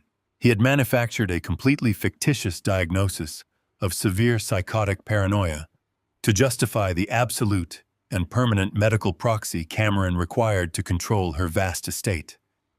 He had traded his medical oath for a fleet of luxury cars and a vacation home in the Mediterranean.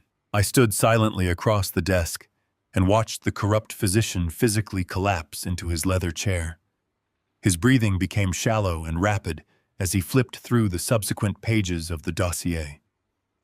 He saw copies of his forged prescription logs matched perfectly against the dates of the offshore deposits. He saw high-definition photographs of his secret meetings with Cameron in underground parking garages. He saw his entire prestigious career and his lavish lifestyle reduced to a highly documented criminal conspiracy. Berman looked up at me with eyes wide with pure terror and asked what I wanted from him. He offered to write me a check for the entire balance of the offshore account. He begged me to keep the dossier out of the hands of the medical board and the federal authorities. He was pathetic and entirely devoid of any moral core.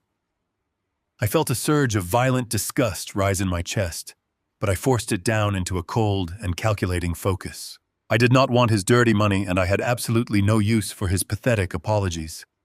I wanted the key to my daughter freedom. I reached into my coat pocket and pulled out a single sheet of pristine white paper. It was a legally binding sworn affidavit drafted by Lincoln with absolute lethal precision. I placed the document on the desk, directly on top of the incriminating ledgers. I told Berman he was going to sign the paper and officially confess to every single medical crime he had committed against Natalie. He was going to legally state that Cameron had violently coerced him into over-medicating his wife to maintain total financial control over her inherited assets.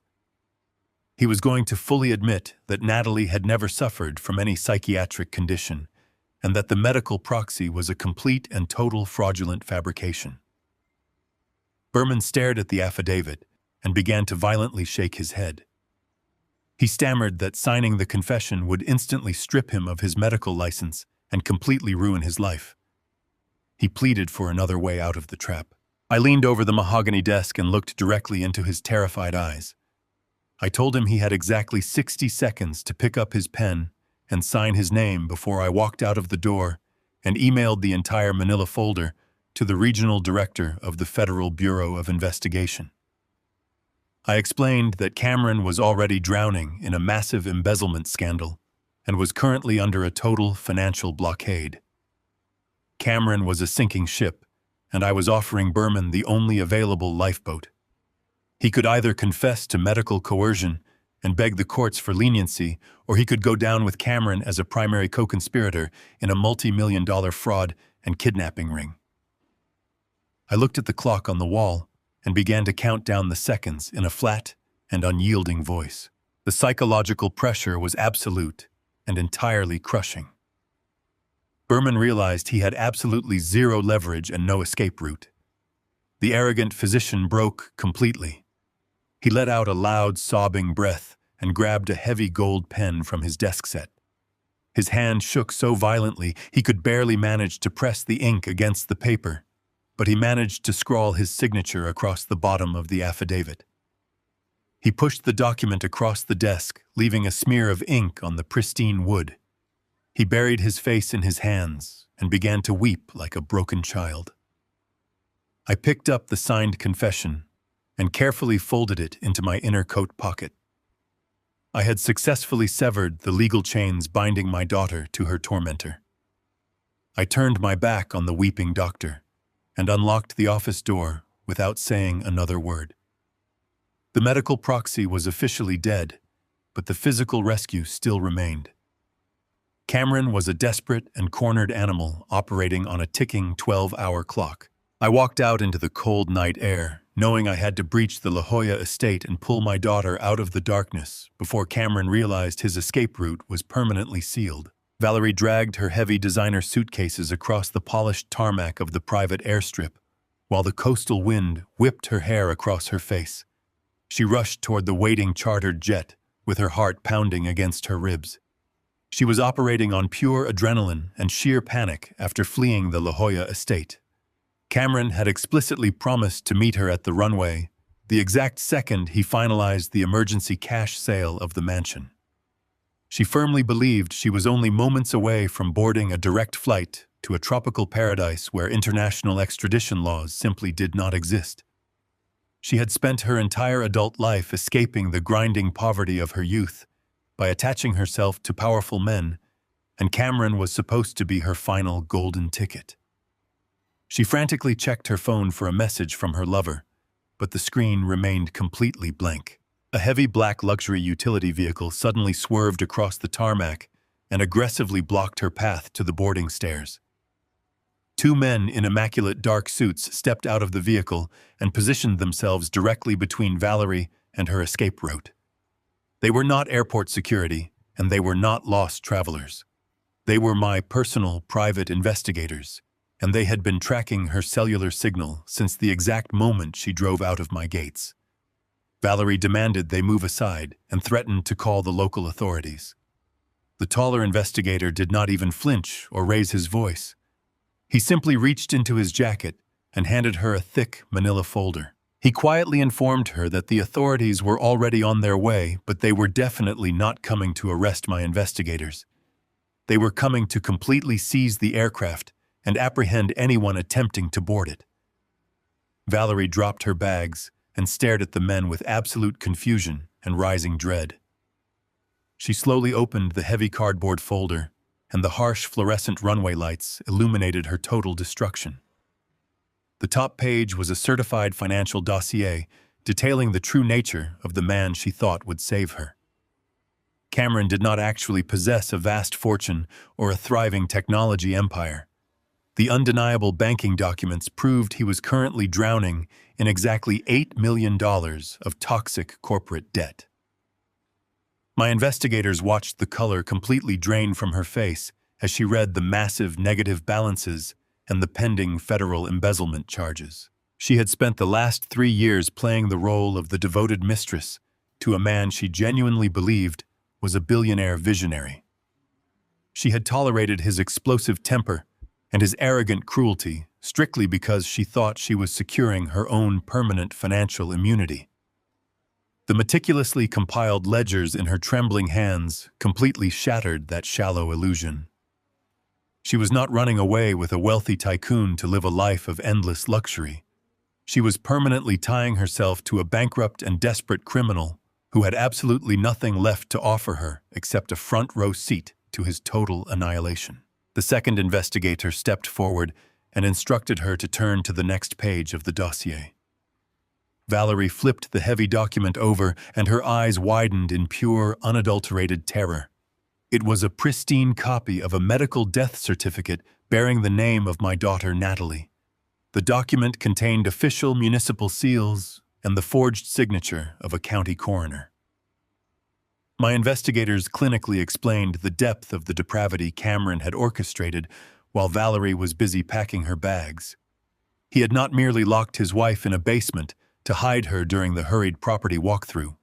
He had proactively submitted a completely fraudulent death certificate to the state registry a week earlier to bypass the medical proxy and grant himself total, unencumbered ownership of the estate. It was a massive and highly illegal federal offense that carried decades of mandatory prison time. The investigators calmly informed Valerie that federal agents were already building a massive criminal case around the forged document. They pointed directly to the bottom of the page where her own signature was listed as the primary legal witness on the fraudulent registry submission. Cameron had told her it was simply a routine tax document required for their offshore accounts. He had completely lied to her about his wealth, and he had secretly weaponized her identity to facilitate his ultimate crime. He had deliberately positioned her as the primary accomplice to a federal felony so she would take the fall if his desperate scheme ever unraveled. Valerie stared at the fake death certificate and realized she was staring directly at a 20-year prison sentence in a federal penitentiary. The luxurious lifestyle she had chased her entire life had suddenly transformed into a lethal steel trap. She looked up at the waiting jet and then looked back at the cold faces of my investigators. The crushing reality of her situation completely erased the last remaining fragments of her loyalty to Cameron. She was a woman who survived entirely on self-preservation, and she knew exactly when a ship was permanently sinking. The taller investigator offered her a single narrow bridge back to safety. He stated that my legal team would provide her with full federal immunity and a generous relocation stipend if she immediately surrendered all of her communication devices and agreed to completely testify against Cameron. She did not hesitate for a single second or ask for time to consider the offer. She dropped her phone onto the rough tarmac and kicked her expensive designer suitcases away with a look of pure and venomous disgust. She calmly climbed into the back of the black utility vehicle, entirely abandoning the man who had promised her the world. Cameron was now completely isolated in the empty mansion, waiting for a mistress who was never coming back. The invisible noose was tightening around his neck, and his final avenue of physical escape had just been permanently and ruthlessly erased. Valerie sat in the suffocating silence of the black utility vehicle, staring at the heavy leather satchel resting on her lap. She knew the exact value of the items hidden inside the bag. Cameron had entrusted her with his most critical possessions, believing her loyalty was absolute and unbreakable. He had instructed her to guard his encrypted master laptop and his international passport with her life while he finalized the fraudulent sale of the estate. He had smugly told her that the silver laptop contained the master encryption keys to his remaining offshore accounts and the digital blueprints of his entire corporate infrastructure. It was the absolute nerve center of his criminal enterprise. Valerie unzipped the leather satchel with trembling fingers. She reached inside and pulled out the heavy silver device. She did not feel a single shred of remorse or hesitation as she handed the computer directly to the taller investigator sitting across from her. She was trading a sinking ship for a solid concrete lifeline. She reached back into the bag and retrieved the small dark blue passport book. She placed the passport directly on top of the silver laptop, offering the complete and total surrender of the man who had dragged her into a lethal federal conspiracy. The taller investigator accepted the items without a single change in his cold expression. He opened a secure biometric briefcase and placed the laptop and the passport inside, snapping the heavy locks shut. He informed Valerie that her cooperation had officially triggered the immunity protocols drafted by Lincoln. She was no longer a primary target of the impending federal indictment. She was now a protected witness completely severed from the toxic wreckage of Cameron and his doomed empire. The investigator handed her a simple commercial airline ticket printed on standard white paper. It was a coach seat on a direct flight to a mundane Midwestern city completely devoid of tropical beaches or luxury cabanas. It was a stark and humiliating downgrade from the private jet she had anticipated just an hour earlier. Valerie accepted the paper ticket without a single word of complaint. She knew that sitting in a cramped commercial cabin was infinitely better than spending the next 2 decades rotting in a federal prison cell. She stepped out of the black vehicle and walked toward the brightly lit commercial terminal, leaving her designer luggage abandoned on the cold tarmac behind her. She moved through this crowded airport concourse, blending seamlessly into the anonymous mass of tired travelers. She did not look over her shoulder or mourn the lavish lifestyle she was permanently leaving behind. She understood the ruthless mathematics of survival better than anyone. Cameron had attempted to use her as a disposable human shield to absorb the devastating consequences of his own greed. He had forged her signature and manipulated her trust to orchestrate the theft of a $5 million estate. She owed him absolutely nothing. She reached the crowded departure gate and sat in a cheap plastic chair, waiting for her boarding zone to be called. She pulled her secondary mobile device from her coat pocket. It was a clean, untraceable phone entirely disconnected from the network Cameron was currently monitoring. She opened the messaging application and typed a single brief sentence. She did not offer any lengthy explanations or dramatic farewells.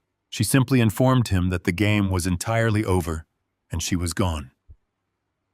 She pressed send and watched the message vanish into the digital ether. She then powered down the device, completely removed the internal memory card, and dropped the plastic shell into a nearby trash receptacle. Valerie boarded the commercial flight and disappeared into the night, permanently erasing herself from the narrative of his destruction. Miles away from the busy airport, Cameron paced frantically across the imported Italian marble floor of the La Jolla kitchen. The silence of the empty mansion was completely deafening. He had spent the last 2 hours staring at the frozen escrow portal, waiting for the massive cash wire to finally clear. The digital screen stubbornly displayed a pending verification status that he could not bypass or understand. His anxiety was rapidly metastasizing into sheer blinding panic. The Vanguard Horizon margin call was mercilessly ticking down to 0, and his promised salvation remained hopelessly locked behind an impenetrable digital wall. He desperately needed to hear Valerie confirm that the private jet was fueled and waiting on the runway. He needed the reassurance that his meticulous escape plan was still functionally intact. He grabbed his phone and dialed her primary number for the 20th consecutive time. The automated voice operator clinically informed him that the subscriber could not be reached. The phone slipped from his sweaty palm and clattered loudly against the stone counter. A sharp electronic chime suddenly pierced the heavy silence of the kitchen. Cameron snatched the phone, expecting to see a banking alert confirming the release of his $4 million. Instead, he saw a single text message glowing on the dark screen. He read the brief sentence sent by Valerie, and the remaining blood completely drained from his face. The message was absolute and final. The walls of his meticulously constructed reality instantly collapsed inward, crushing the breath from his lungs. He frantically ran toward the foyer, searching for the leather satchel containing his encrypted master laptop and his passport. He tore through the empty rooms, tearing open closets and hurling expensive furniture out of his way. The sudden and horrifying realization struck him with the force of a physical blow. The satchel was gone. Valerie had not simply abandoned him. She had systematically stripped him of his identity, his remaining capital, and his only means of physical escape. He was entirely marooned in the center of the massive estate he had stolen. Cameron stumbled backward and collapsed onto the hardwood floor of the main hallway. He was completely out of moves and entirely out of time. His phone vibrated violently against the floorboards, indicating a direct incoming call from the Vanguard Horizon Debt Collection Division. His 12-hour grace period had officially expired.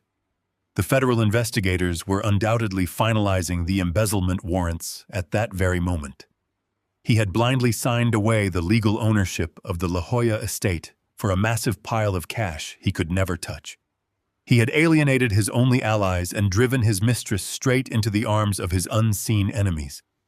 He sat in the suffocating darkness of the empty mansion, entirely surrounded by the catastrophic consequences of his own boundless arrogance. The invisible ghost he had created had flawlessly executed a perfect checkmate. Cameron was finally and completely alone, broke and utterly cornered, with absolutely nowhere left to run. We sat in the suffocating silence of the executive conference room on the 40th floor of the downtown title office. The heavy mahogany table stretched between us like a polished wooden battlefield, reflecting the harsh fluorescent lights overhead. I maintained my absolute silence, playing the role of the foreign financial backer, while I watched the heavy oak doors. Cameron finally burst into the room looking like a man actively fleeing a burning building. His expensive tailored suit was completely ruined by dark patches of sweat staining the fabric under his arms and across his back. He did not bother to greet us or offer any professional courtesy. He practically threw his leather briefcase onto the mahogany table and immediately demanded to know if the wire transfer was ready for immediate deployment. He looked at his heavy gold wristwatch with wide, manic eyes. He had exactly 14 minutes remaining before Vanguard Horizon initiated the absolute liquidation of his stolen corporate assets. He was vibrating with a toxic mixture of adrenaline and pure, unadulterated terror. He believed he had successfully outrun his own destruction, and he just needed Lincoln to push a single button to finalize his salvation. Lincoln did not react to the frantic energy flooding the conference room. My attorney sat perfectly still in his immaculate gray suit, entirely undisturbed by the desperate animal pacing on the other side of the table. Lincoln slowly opened his thick leather portfolio and withdrew the final physical deed of transfer for the La Jolla estate. He placed the heavy document on the polished wood and began to read the dense legal text line by line. The agonizingly slow pace of his reading was a deliberate and calculated psychological weapon designed to break down the last remaining fragments of his composure. Cameron slammed his hands against the table and begged Lincoln to speed up the process. He claimed he had a private charter flight waiting on the tarmac and could not afford any bureaucratic delays. He was lying about the flight, but he was telling the absolute truth about his lack of time. Every single second that ticked by brought him closer to a massive federal indictment and a permanent prison cell. I sat silently next to Lincoln and absorbed the sheer magnitude of his panic. I watched the man who had destroyed my family completely unravel in real time. Cameron began to physically deteriorate as Lincoln turned the first page of the deed with excruciating slowness. He wiped his face with a trembling hand and aggressively loosened his silk tie. He started babbling about the structural integrity of the mansion and the millions of dollars he had supposedly invested in the property. He was desperately trying to fill the heavy silence with his own worthless voice. He promised Lincoln that Apex Holdings was securing the real estate deal of the century, and that he was making a massive personal sacrifice by selling it at such a steep discount. He swore the property value would double within a single year if we just finalized the signatures right now. I stared directly at his pale, sweating face and felt an ocean of cold satisfaction wash over my chest. He was begging a ghost to save his life. He was actively pleading with the father of the woman he had locked in a dark basement. He had absolutely no idea that he was sitting across from his ultimate executioner.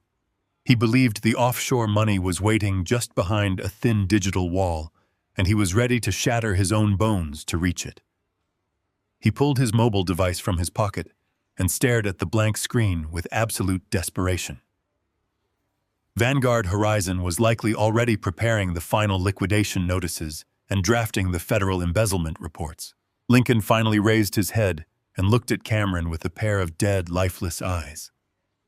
My attorney stated in a flat mechanical voice that the legal descriptions on the deed required absolute verification before any offshore funds could be legally released. He pointed a silver pen at a specific paragraph detailing the historical property boundaries and the original zoning permits. Cameron practically screamed that the boundaries were perfectly accurate and legally sound. He leaned across the wide mahogany table and swore on his life that the title was completely free of any hidden encumbrances or historical disputes. He was willing to sign away his soul to push the transaction across the finish line before his margin call expired. He demanded that Lincoln hand over the final authorization forms immediately so the bank could process the wire. His voice cracked with genuine hysteria, and he ran his hands through his damp, unkempt hair. He looked at his watch again, and a visible shudder rippled down his spine. He had exactly 6 minutes left before his entire stolen kingdom collapsed into dust. He pleaded with Lincoln, stating that a massive corporate emergency required his immediate financial liquidity. He was completely abandoning his fake billionaire persona and exposing the pathetic, frightened thief hiding underneath. I watched the digital clock on the conference room wall silently ticking down the final seconds of his false empire. The quiet hum of the air conditioning was the only sound in the room other than his ragged breathing. Cameron was completely trapped in a nightmare of his own making. He had sacrificed his marriage and his freedom to build a mountain of stolen wealth, and now that mountain was actively crushing him to death. He had betrayed my daughter and stolen my home to fund his arrogant delusions of grandeur. Now he was begging for a financial lifeline that simply did not exist. Lincoln turned the final page of the heavy document and aligned the paper squarely in the center of the table. He clicked his silver pen and placed it precisely next to the signature line. The trap was finally set, and the bait was waiting. Cameron let out a loud, gasping breath and grabbed the pen like a starving man grabbing a piece of bread. He did not read the final page or question the dense block of legal text sitting just above his signature line. He was completely blinded by the illusion of safety and the desperate need to survive the next 5 minutes. He violently pressed the pen against the paper to sign away his stolen kingdom. His hand flew across the smooth parchment, leaving a jagged trail of black ink that permanently sealed his fate. He pushed the document back across the mahogany table with a triumphant but exhausted exhale. He demanded that Lincoln initiate the immediate transfer of the $4,500,000 into his primary routing account. He had absolutely no idea that the microscopic addendum buried in the text had already locked those funds inside a frozen biometric vault. His 12-hour window was completely gone, and his only salvation was now permanently controlled by my invisible hand. Cameron expelled a massive breath of pure exhaustion and greed as he pushed the digital tablet back across the vast expanse of the polished mahogany table. He completely believed he had outrun the federal investigators and outsmarted the lethal margin call hanging over his stolen empire. He reached for his leather briefcase, fully expecting to walk out of the quiet title office as a wealthy and free man. He was already visualizing his immediate flight to a tropical sanctuary where the consequences of his vicious actions could never reach him. But Lincoln did not offer a professional smile or a congratulatory handshake to finalize the transaction. My attorney remained perfectly still in his immaculate gray suit, radiating an aura of absolute and chilling indifference. Lincoln slowly placed his hand flat over the screen of the tablet and slid the paperwork far out of reach. He locked his dark, unblinking eyes onto the sweating man across the table. In a voice as cold and smooth as glacial ice, Lincoln informed Cameron that the escrow deployment had been permanently aborted. He stated that a severe critical irregularity had just triggered a massive fraud alert deep within the global banking network. The title transfer was officially paralyzed, and the $4,500,000 were permanently locked in a secure holding vault. The sudden and catastrophic shift in the atmosphere hit Cameron with the devastating force of a physical blow. His hand remained suspended in the air inches above his briefcase, while the blood rapidly drained from his face, leaving his skin the color of dirty chalk. He began to hyperventilate as the immediate reality of his doom crashed down upon his shoulders. He stammered frantically, demanding to know what the alert meant, and stating loudly that they had just executed a binding legal contract. Lincoln did not even blink. My attorney clinically explained that the original grantor holding company had just filed an aggressive and unyielding lien against the entire La Jolla estate. The property was now entirely locked behind a massive federal blockade, making any transfer of ownership highly illegal. Cameron slammed his fists against the heavy table, causing the expensive wood to vibrate under the impact. He frantically insisted that the holding company was a defunct corporate entity and that the original grantor was legally dead. He babbled wildly about his absolute medical proxy and his supposed ironclad authority over the estate. He begged Lincoln to bypass the alert and force the wire transfer through an alternate offshore channel, offering to surrender another 20% of the sale price if the funds were released immediately. Cameron was completely unraveling, right in front of our eyes, stripped of his entire arrogant billionaire persona and reduced to a pathetic cornered animal begging for a single scrap of mercy. His expensive tailored suit was soaked in dark patches of sweat, and his eyes darted wildly around the claustrophobic conference room, searching for a lifeline that simply did not exist. The digital clock on the wall mercilessly ticked away the final remaining minutes of his margin call. He was completely out of time, and his entire criminal infrastructure was actively burning to the ground. Lincoln watched his total psychological collapse with merciless precision. My attorney calmly stated that he possessed absolutely no authority to bypass a federal lien. He then informed the broken man that the true owner of the holding company had arrived to personally oversee the execution of the fraud alert. Cameron snapped his head toward the entrance of the conference room, his dilated pupils swimming with a mixture of absolute confusion and suffocating dread. He could not possibly comprehend who possessed the sheer financial leverage to step in and destroy his perfect escape plan at the absolute last second. The heavy oak double doors of the executive conference room slowly swung open, interrupting the suffocating tension in the room. I walked through the threshold and stepped directly into the harsh fluorescent light, completely discarding the persona of the silent foreign investor. I wore no disguise and no thick framed glasses. I walked with the steady and unyielding stride of a father who had crawled through the fires of hell to reclaim his stolen kingdom. Cameron physically recoiled, as if the air in the room had suddenly turned to poison. He stumbled backward on unsteady legs, and his heavy leather chair crashed violently onto the carpeted floor. He pressed his spine against the cold glass wall of the room, desperately trying to escape the impossible reality standing right in front of him. His jaw worked silently, opening and closing, without producing a single coherent sound. He was staring directly at a man he had confidently pronounced dead to the entire corporate world. He was looking into the eyes of the patriarch he had discarded and betrayed in his ruthless pursuit of vanity and wealth. I did not break eye contact for a single second as I slowly walked across the expanse of the room. Every step I took resonated with the weight of the endless months of silent suffering and meticulous planning. I could see the absolute primal terror vibrating in his entire body as he finally realized the catastrophic truth. The mysterious foreign buyer was a total illusion, and the entire late-night real estate transaction was a flawlessly executed trap designed specifically for his destruction. I stopped at the edge of the mahogany table directly across from his trembling figure. I reached into my dark coat pocket and pulled out a thick stack of newly minted and court-certified legal documents. I dropped the heavy papers directly onto the center of the table, allowing them to slap loudly against the wood right next to his worthless signed contract. I looked deeply into his panicked and bloodshot eyes, allowing all of my restrained fury to finally wash over him.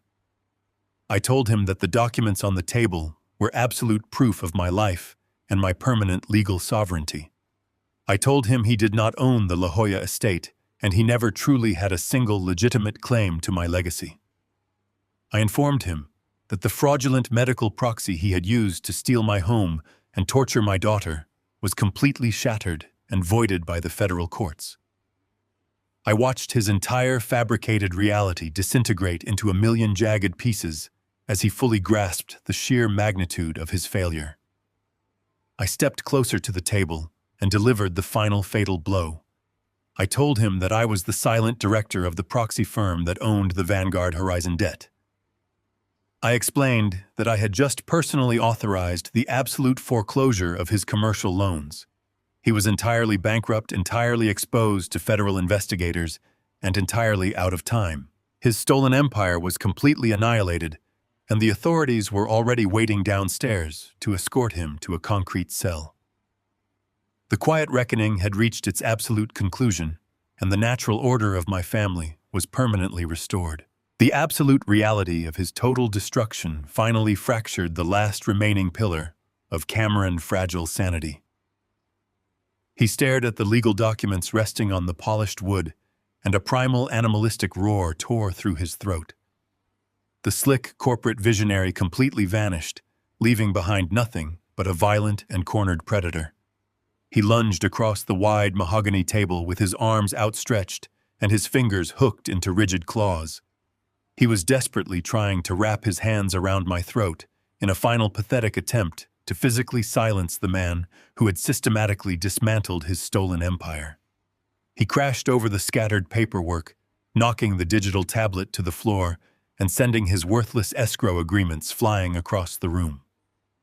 I did not flinch or take a single step backward.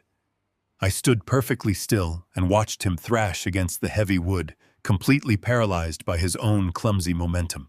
Lincoln calmly stepped aside, allowing the chaotic scene to unfold without offering a single degree of intervention. Cameron scrambled over the polished surface, kicking over expensive leather chairs and screaming absolute nonsense about how the estate rightfully belonged to him.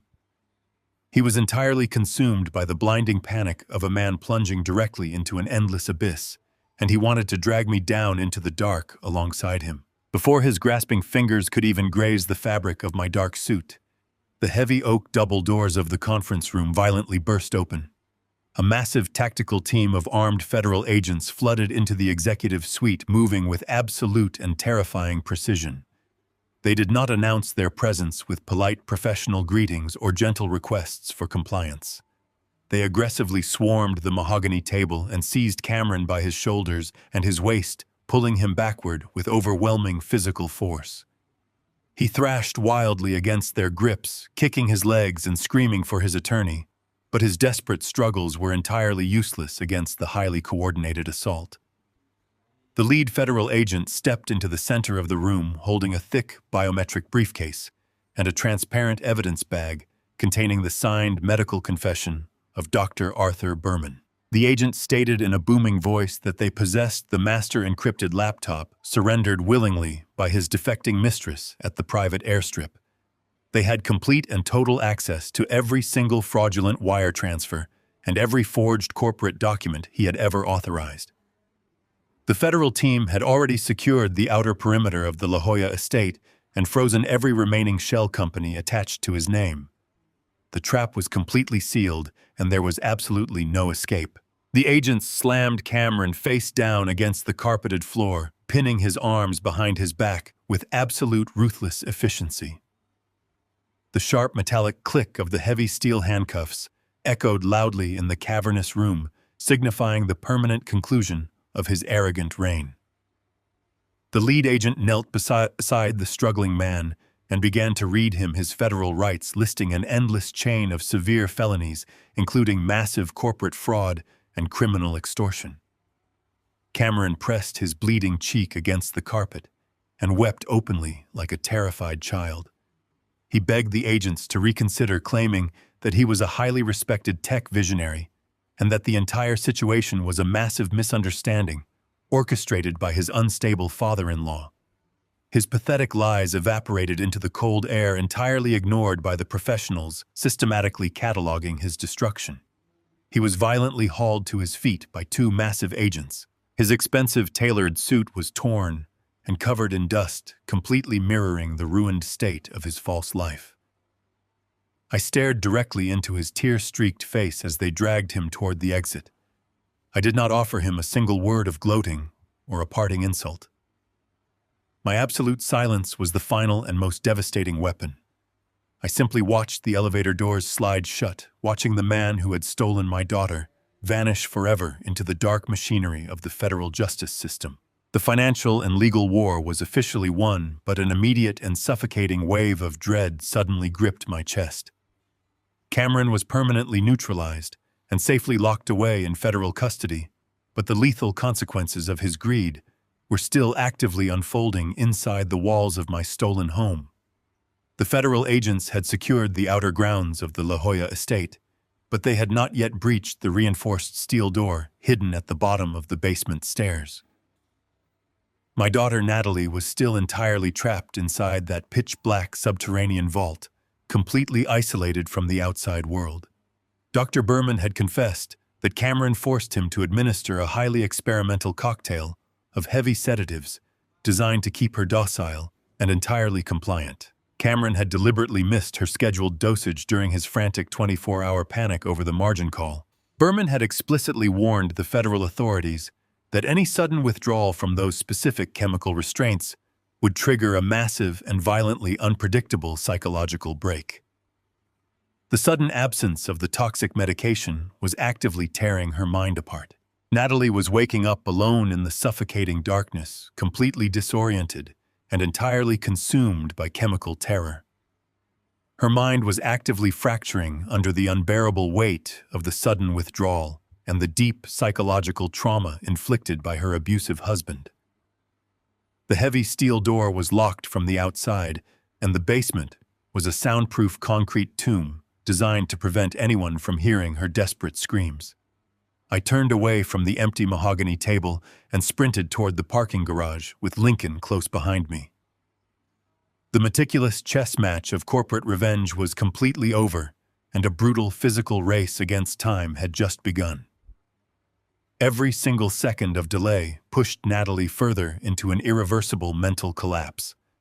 We threw ourselves into the black sedan, and Lincoln slammed his foot against the accelerator, tearing out of the subterranean garage and rocketing into the dark city streets. The rain lashed against the windshield as I stared out into the night, entirely consumed by the singular mission to pull my daughter out of the nightmare before the darkness swallowed her permanently. Cameron was rotting in a concrete cell, but his final poisoned legacy was still threatening to permanently destroy the only thing I had left to live for. The engine roared as we raced toward the estate, desperately hoping that we were not already too late. The black sedan tore through the driving rain and skidded to a violent halt on the pristine circular driveway of the La Jolla estate. Roland did not wait for the vehicle to come to a complete stop before he threw the heavy door open and sprinted into the blinding downpour. A highly specialized medical extraction team scrambled out of a trailing armored van carrying heavy breach equipment and emergency psychiatric gear. They rushed past the abandoned luxury vehicles and swarmed the grand entrance of the mansion. Roland led the tactical unit straight through the opulent foyer, completely ignoring the lavish surroundings and focusing entirely on the hidden subterranean door located at the far end of the service corridor. The air inside the empty mansion felt cold and entirely devoid of human warmth. They reached the reinforced steel door at the bottom of the narrow stairwell. The heavy deadbolts were permanently engaged from the outside, trapping his daughter in a soundproof concrete nightmare. The lead extraction technician stepped forward with a heavy hydraulic ram and positioned the steel piston directly against the primary locking mechanism. Roland watched with agonizing impatience as the machine whined and violently snapped the thick metal bolts. The heavy steel door finally groaned and swung open, revealing a suffocating expanse of absolute darkness. Roland rushed into this pitch-black basement, while the medical team flooded the space with harsh tactical flashlights. The beam of white light swept across the damp concrete walls and finally illuminated a small, trembling figure curled into a tight ball in the furthest corner of the room. Natalie was violently rocking back and forth with her knee pulled tightly against her chest and her hands clamped aggressively over her ears. Her clothes were heavily soiled, and her face was completely hollowed out by the agonizing chemical withdrawal tearing through her nervous system. She was actively screaming at empty shadows, begging an invisible ghost to stay away from her. The sudden withdrawal from the toxic sedatives administered by Cameron had completely shattered her perception of reality, plunging her into a waking nightmare of terrifying hallucinations. The lead medic immediately stepped forward with a heavy syringe of counteractive tranquilizers, preparing to forcefully subdue the frantic woman. Roland threw his arm across the chest of the approaching medic and ordered the entire team to stand down and step back. He knew that restraining her with physical force or injecting more foreign chemicals would only permanently destroy her fracturing mind. He slowly walked across the cold concrete floor, deliberately keeping his hands visible and his movements entirely predictable. Natalie shrieked in absolute terror as he approached, violently scrambling backward until her spine hit the concrete wall. She stared at him with wide, unblinking eyes, completely failing to recognize the father who had spent his entire life protecting her. She continued to scream that the ghost was coming to punish her for trying to escape the dark room. Roland ignored the frantic warnings of the medical staff standing in the doorway. He slowly lowered himself onto the damp basement floor, sitting cross-legged just a few feet away from his terrified daughter. He did not attempt to touch her or offer any empty promises of safety. He simply closed his eyes and took a deep, steadying breath. He began to softly hum a very specific and obscure melody that had not crossed his lips in over 2 decades. It was a simple, rhythmic lullaby he used to sing to her when she was a terrified little girl hiding from the violent thunderstorms that used to rattle their old family home. The deep vibration of the familiar tune drifted through the cold basement air, completely contrasting the clinical urgency of the extraction team. He continued to hum the steady rhythmic notes, anchoring his voice with absolute calm and unwavering love. Natalie flinched and squeezed her eyes shut desperately, trying to block out the overwhelming sensory input of the room. Roland did not stop or raise his pitch. He maintained the gentle and repetitive hum, letting the ancient melody act as a beacon in the center of her chemical storm. The frantic rocking motion slowly began to subside as the obscure lullaby pierced through the thick layers of toxic fog, suffocating her brain. The terrifying hallucinations surrounding her began to dissolve as her fractured mind desperately latched onto the single thread of genuine safety. She slowly lowered her hands from her ears and opened her swollen eyes. The wild, manic terror in her gaze began to soften as the deep and familiar vibration of the song triggered a buried childhood memory. She stared at the man sitting on the cold concrete floor, and the heavy veil of the sedative withdrawal finally fractured and broke apart. A single sob escaped her cracked lips as the realization washed over her completely. She whispered his name and lunged forward across the damp floor. Natalie collapsed heavily into his chest, burying her face in his coat, and weeping with the absolute exhaustion of a survivor who had finally been found. Roland wrapped his arms tightly around her trembling shoulders, resting his chin on the top of her head. He closed his eyes and held his daughter, knowing the agonizing war was finally over and the long, difficult road to healing had just begun. 3 months later, the heavy wooden doors of the federal courthouse slammed shut with a resounding echo that finalized the absolute destruction of Cameron and his fabricated empire. The sweeping architecture of the courtroom offered no comfort to the man standing before the judge in a shapeless orange jumpsuit, completely stripped of his tailored suits and his arrogant illusions. Cameron stared at the polished floor, while the federal prosecutor meticulously detailed the massive scope of his crimes. The charges were completely undeniable and backed by a mountain of digital evidence and sworn testimonies. He was officially convicted of severe elder abuse, aggravated kidnapping, and massive wire fraud. The judge did not offer a single ounce of leniency or mercy to a man who had so callously manipulated the legal system to steal from his own family. The gavel struck the sounding block with absolute finality, condemning Cameron to 15 consecutive years in a maximum security federal penitentiary. He physically slumped forward as the crushing weight of a decade and a half behind steel bars completely suffocated his remaining spirit. There would be no early parole and no brilliant corporate comeback. He was being permanently erased from the world he had tried to conquer, reduced to a simple inmate number in a cold, concrete cage. The federal marshals grabbed his arms and led him away from the courtroom, while he wept silently, finally comprehending the absolute ruin he had brought upon himself. The devastating ripple effect of the silent reckoning did not stop with Cameron, but extended its unyielding reach to every single conspirator who had participated in the nightmare. Miles away from the federal courthouse, Dr. Arthur Berman sat in a sterile administrative room facing the absolute termination of his entire professional existence. The state medical board had convened an emergency tribunal to address his horrifying complicity in the chemical subjugation of an innocent woman. The board members looked at him with profound disgust as they reviewed the detailed logs of the heavy sedatives he had illicitly prescribed. Berman tried to offer weak excuses about being manipulated and financially threatened by Cameron, but his pathetic defenses instantly crumbled under the weight of his own signed confession. He had completely abandoned the sacred oath of his profession for a temporary financial bribe. The medical board delivered their judgment with ruthless precision, permanently revoking his license to practice medicine in any capacity. He was stripped of his title, his reputation, and his livelihood in a matter of minutes. He walked out of the administrative building as a completely disgraced and ruined man, knowing that the shadow of his unforgivable crimes would follow him until the end of his days.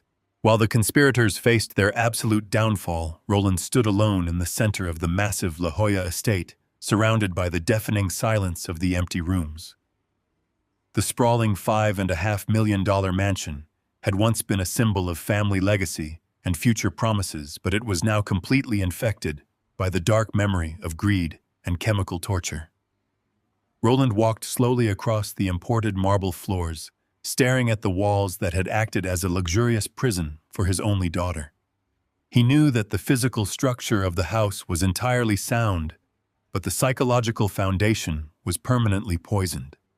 He absolutely refused to allow Natalie to spend a single day of her delicate recovery inside the very walls where her husband had tried to destroy her mind. He contacted Lincoln and ordered the immediate and aggressive liquidation of the entire property. The luxury estate was quietly sold in a matter of days to an anonymous cash buyer, completely erasing any remaining trace of Cameron and his toxic ambitions. Roland signed the final transfer documents without a single shred of hesitation or regret, effectively burning the tainted kingdom to the ground to ensure his daughter could finally breathe clean air. Natalie was entirely relocated to a quiet coastal sanctuary far away from the dark memories of the subterranean basement and the heavy shadows of the city. Roland had meticulously selected a modest sunlit home overlooking the ocean, where the sounds of crashing waves replaced the terrifying silence of her previous captivity. Her psychological recovery was an agonizingly slow and fragile process, demanding absolute patience and unwavering devotion. The severe chemical withdrawal had completely shattered her nervous system, leaving her vulnerable to sudden waves of panic and debilitating anxiety. Roland never left her side for a single moment. He sat with her during the darkest hours of the night, offering the quiet, steady presence of a father who had fought through hell to bring her back to the light. The days gradually turned into weeks, and the deep psychological wounds inflicted by Cameron slowly began to close. Natalie stopped waking up screaming from nightmares of the dark basement. She started walking along the beach with Roland, letting the cold ocean water wash over her feet and the warm sunlight touch her face. Roland watched her smile at the ocean and felt an immense wave of profound peace settle deep within his chest. He had utilized his intellect and his infinite patience to orchestrate a silent reckoning that completely restored the natural equilibrium of his family. The predators who had attempted to consume them were entirely vanquished.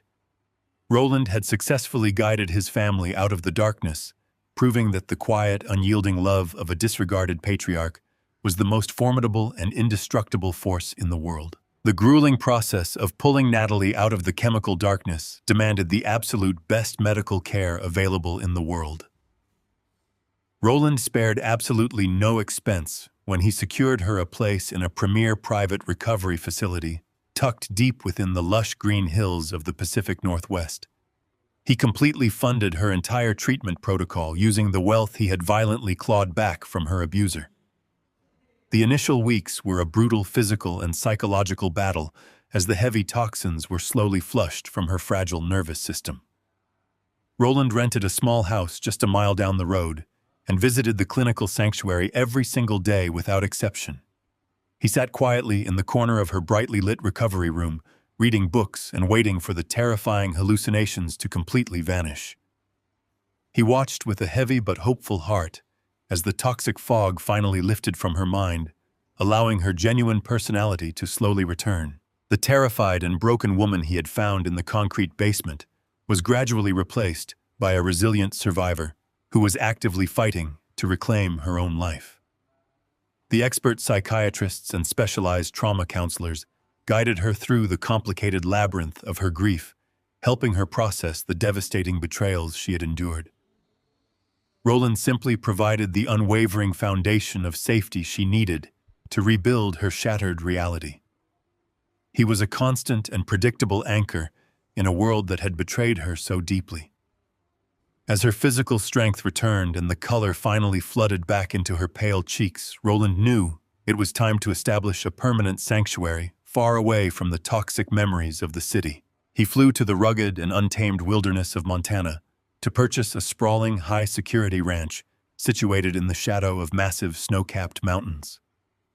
He deliberately chose a location defined by wide open spaces and endless blue skies, offering the absolute antithesis of the claustrophobic underground tomb where she had suffered.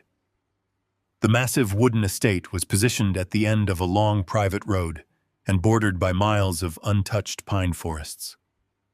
Roland transformed the property into an impenetrable fortress of peace-hiring discreet private security personnel to monitor the expansive perimeter and installing state-of-the-art surveillance networks hidden within the natural landscape.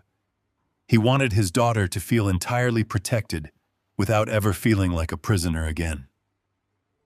He spent weeks preparing the massive log home, outfitting the rooms with warm, comforting furniture, and turning a large sunlit room into a dedicated art studio for Natalie. He remembered how much she loved to paint before Cameron had systematically stripped away every single joy she possessed in life. Roland carefully arranged blank canvases and expensive oil paints near the large glass windows, looking out over the rolling green hills. He was meticulously constructing an environment designed exclusively for healing and unbothered tranquility. When Natalie was finally discharged from the clinical facility, she did not return to the coastal city that had almost consumed her. She boarded a private flight with her father and traveled directly to the remote mountain sanctuary he had built just for her. The crisp mountain breeze swept across the wide wooden porch of the Montana ranch, carrying the sharp scent of pine needles and damp earth. Natalie stood gracefully before a tall wooden easel completely absorbed in the gentle strokes of her brush. She was entirely transformed from the broken captive Roland had rescued months earlier. Her posture was relaxed, and her clear, bright eyes held a deep reservoir of hard-earned peace. She wore a thick knitted sweater against the morning chill, and her long hair fell freely down her back, blowing softly in the gentle wind. She was mixing vibrant blues and bright greens on her wooden palette, translating the breathtaking mountain landscape onto the blank white canvas. Roland stood inside the warm kitchen, watching his daughter through the large glass doors. He held 2 ceramic mugs of hot coffee in his hands, letting the rising steam warm his weathered skin. He felt a profound and overwhelming sense of victory settle deep into his bones. He had successfully navigated a treacherous path of corporate warfare and ruthless destruction to reach this exact moment. He walked slowly out onto the wide wooden porch, and his heavy boots made a soft, rhythmic sound against the floorboards. Natalie turned her head and offered him a genuine and radiant smile that completely illuminated her face. Roland handed her the warm ceramic mug, and she accepted it with a quiet murmur of gratitude. He stood beside her and looked out at the endless expanse of their private mountain valley. There were absolutely no grand monologues spoken between them, and no dramatic declarations of victory to clutter the perfect morning air. The devastating war was entirely in the past, and the complicated need for words had long since evaporated. The silence stretching between the father and his daughter was no longer filled with the terrifying echoes of abuse or the suffocating weight of manipulation. It was a comfortable and breathing silence overflowing with the quiet dignity of a patriarch who had completely leveled a fraudulent empire to protect his own blood. Cameron was rotting in a concrete cell, and the stolen mansion was reduced to a meaningless memory. Roland took a slow sip of his dark coffee and watched the morning sun rise over the jagged mountain peaks. He had permanently severed the absolute darkness from their love soul and secured a beautiful, untainted future for the only person who mattered. They stood together on the wooden porch, entirely safe and completely free to live out the rest of their days in absolute peace. The profound lesson woven throughout this dark narrative is that genuine power never requires a loud or violent spectacle to assert its dominance. True strength resides in the quiet and meticulous accumulation of absolute truth. Arrogance and greed will always blind individuals to the very traps they are actively building for themselves. When an individual chooses to exploit the vulnerable and weaponize trust for their own selfish financial gain, they ultimately construct the very prison that will seal their fate. Silence is not a symptom of weakness or surrender, but rather the ultimate foundation for a perfectly executed reckoning. If you found this story thrilling and want to hear more intense narratives just like this, please subscribe to our channel and leave a comment below sharing your thoughts on this incredible showdown.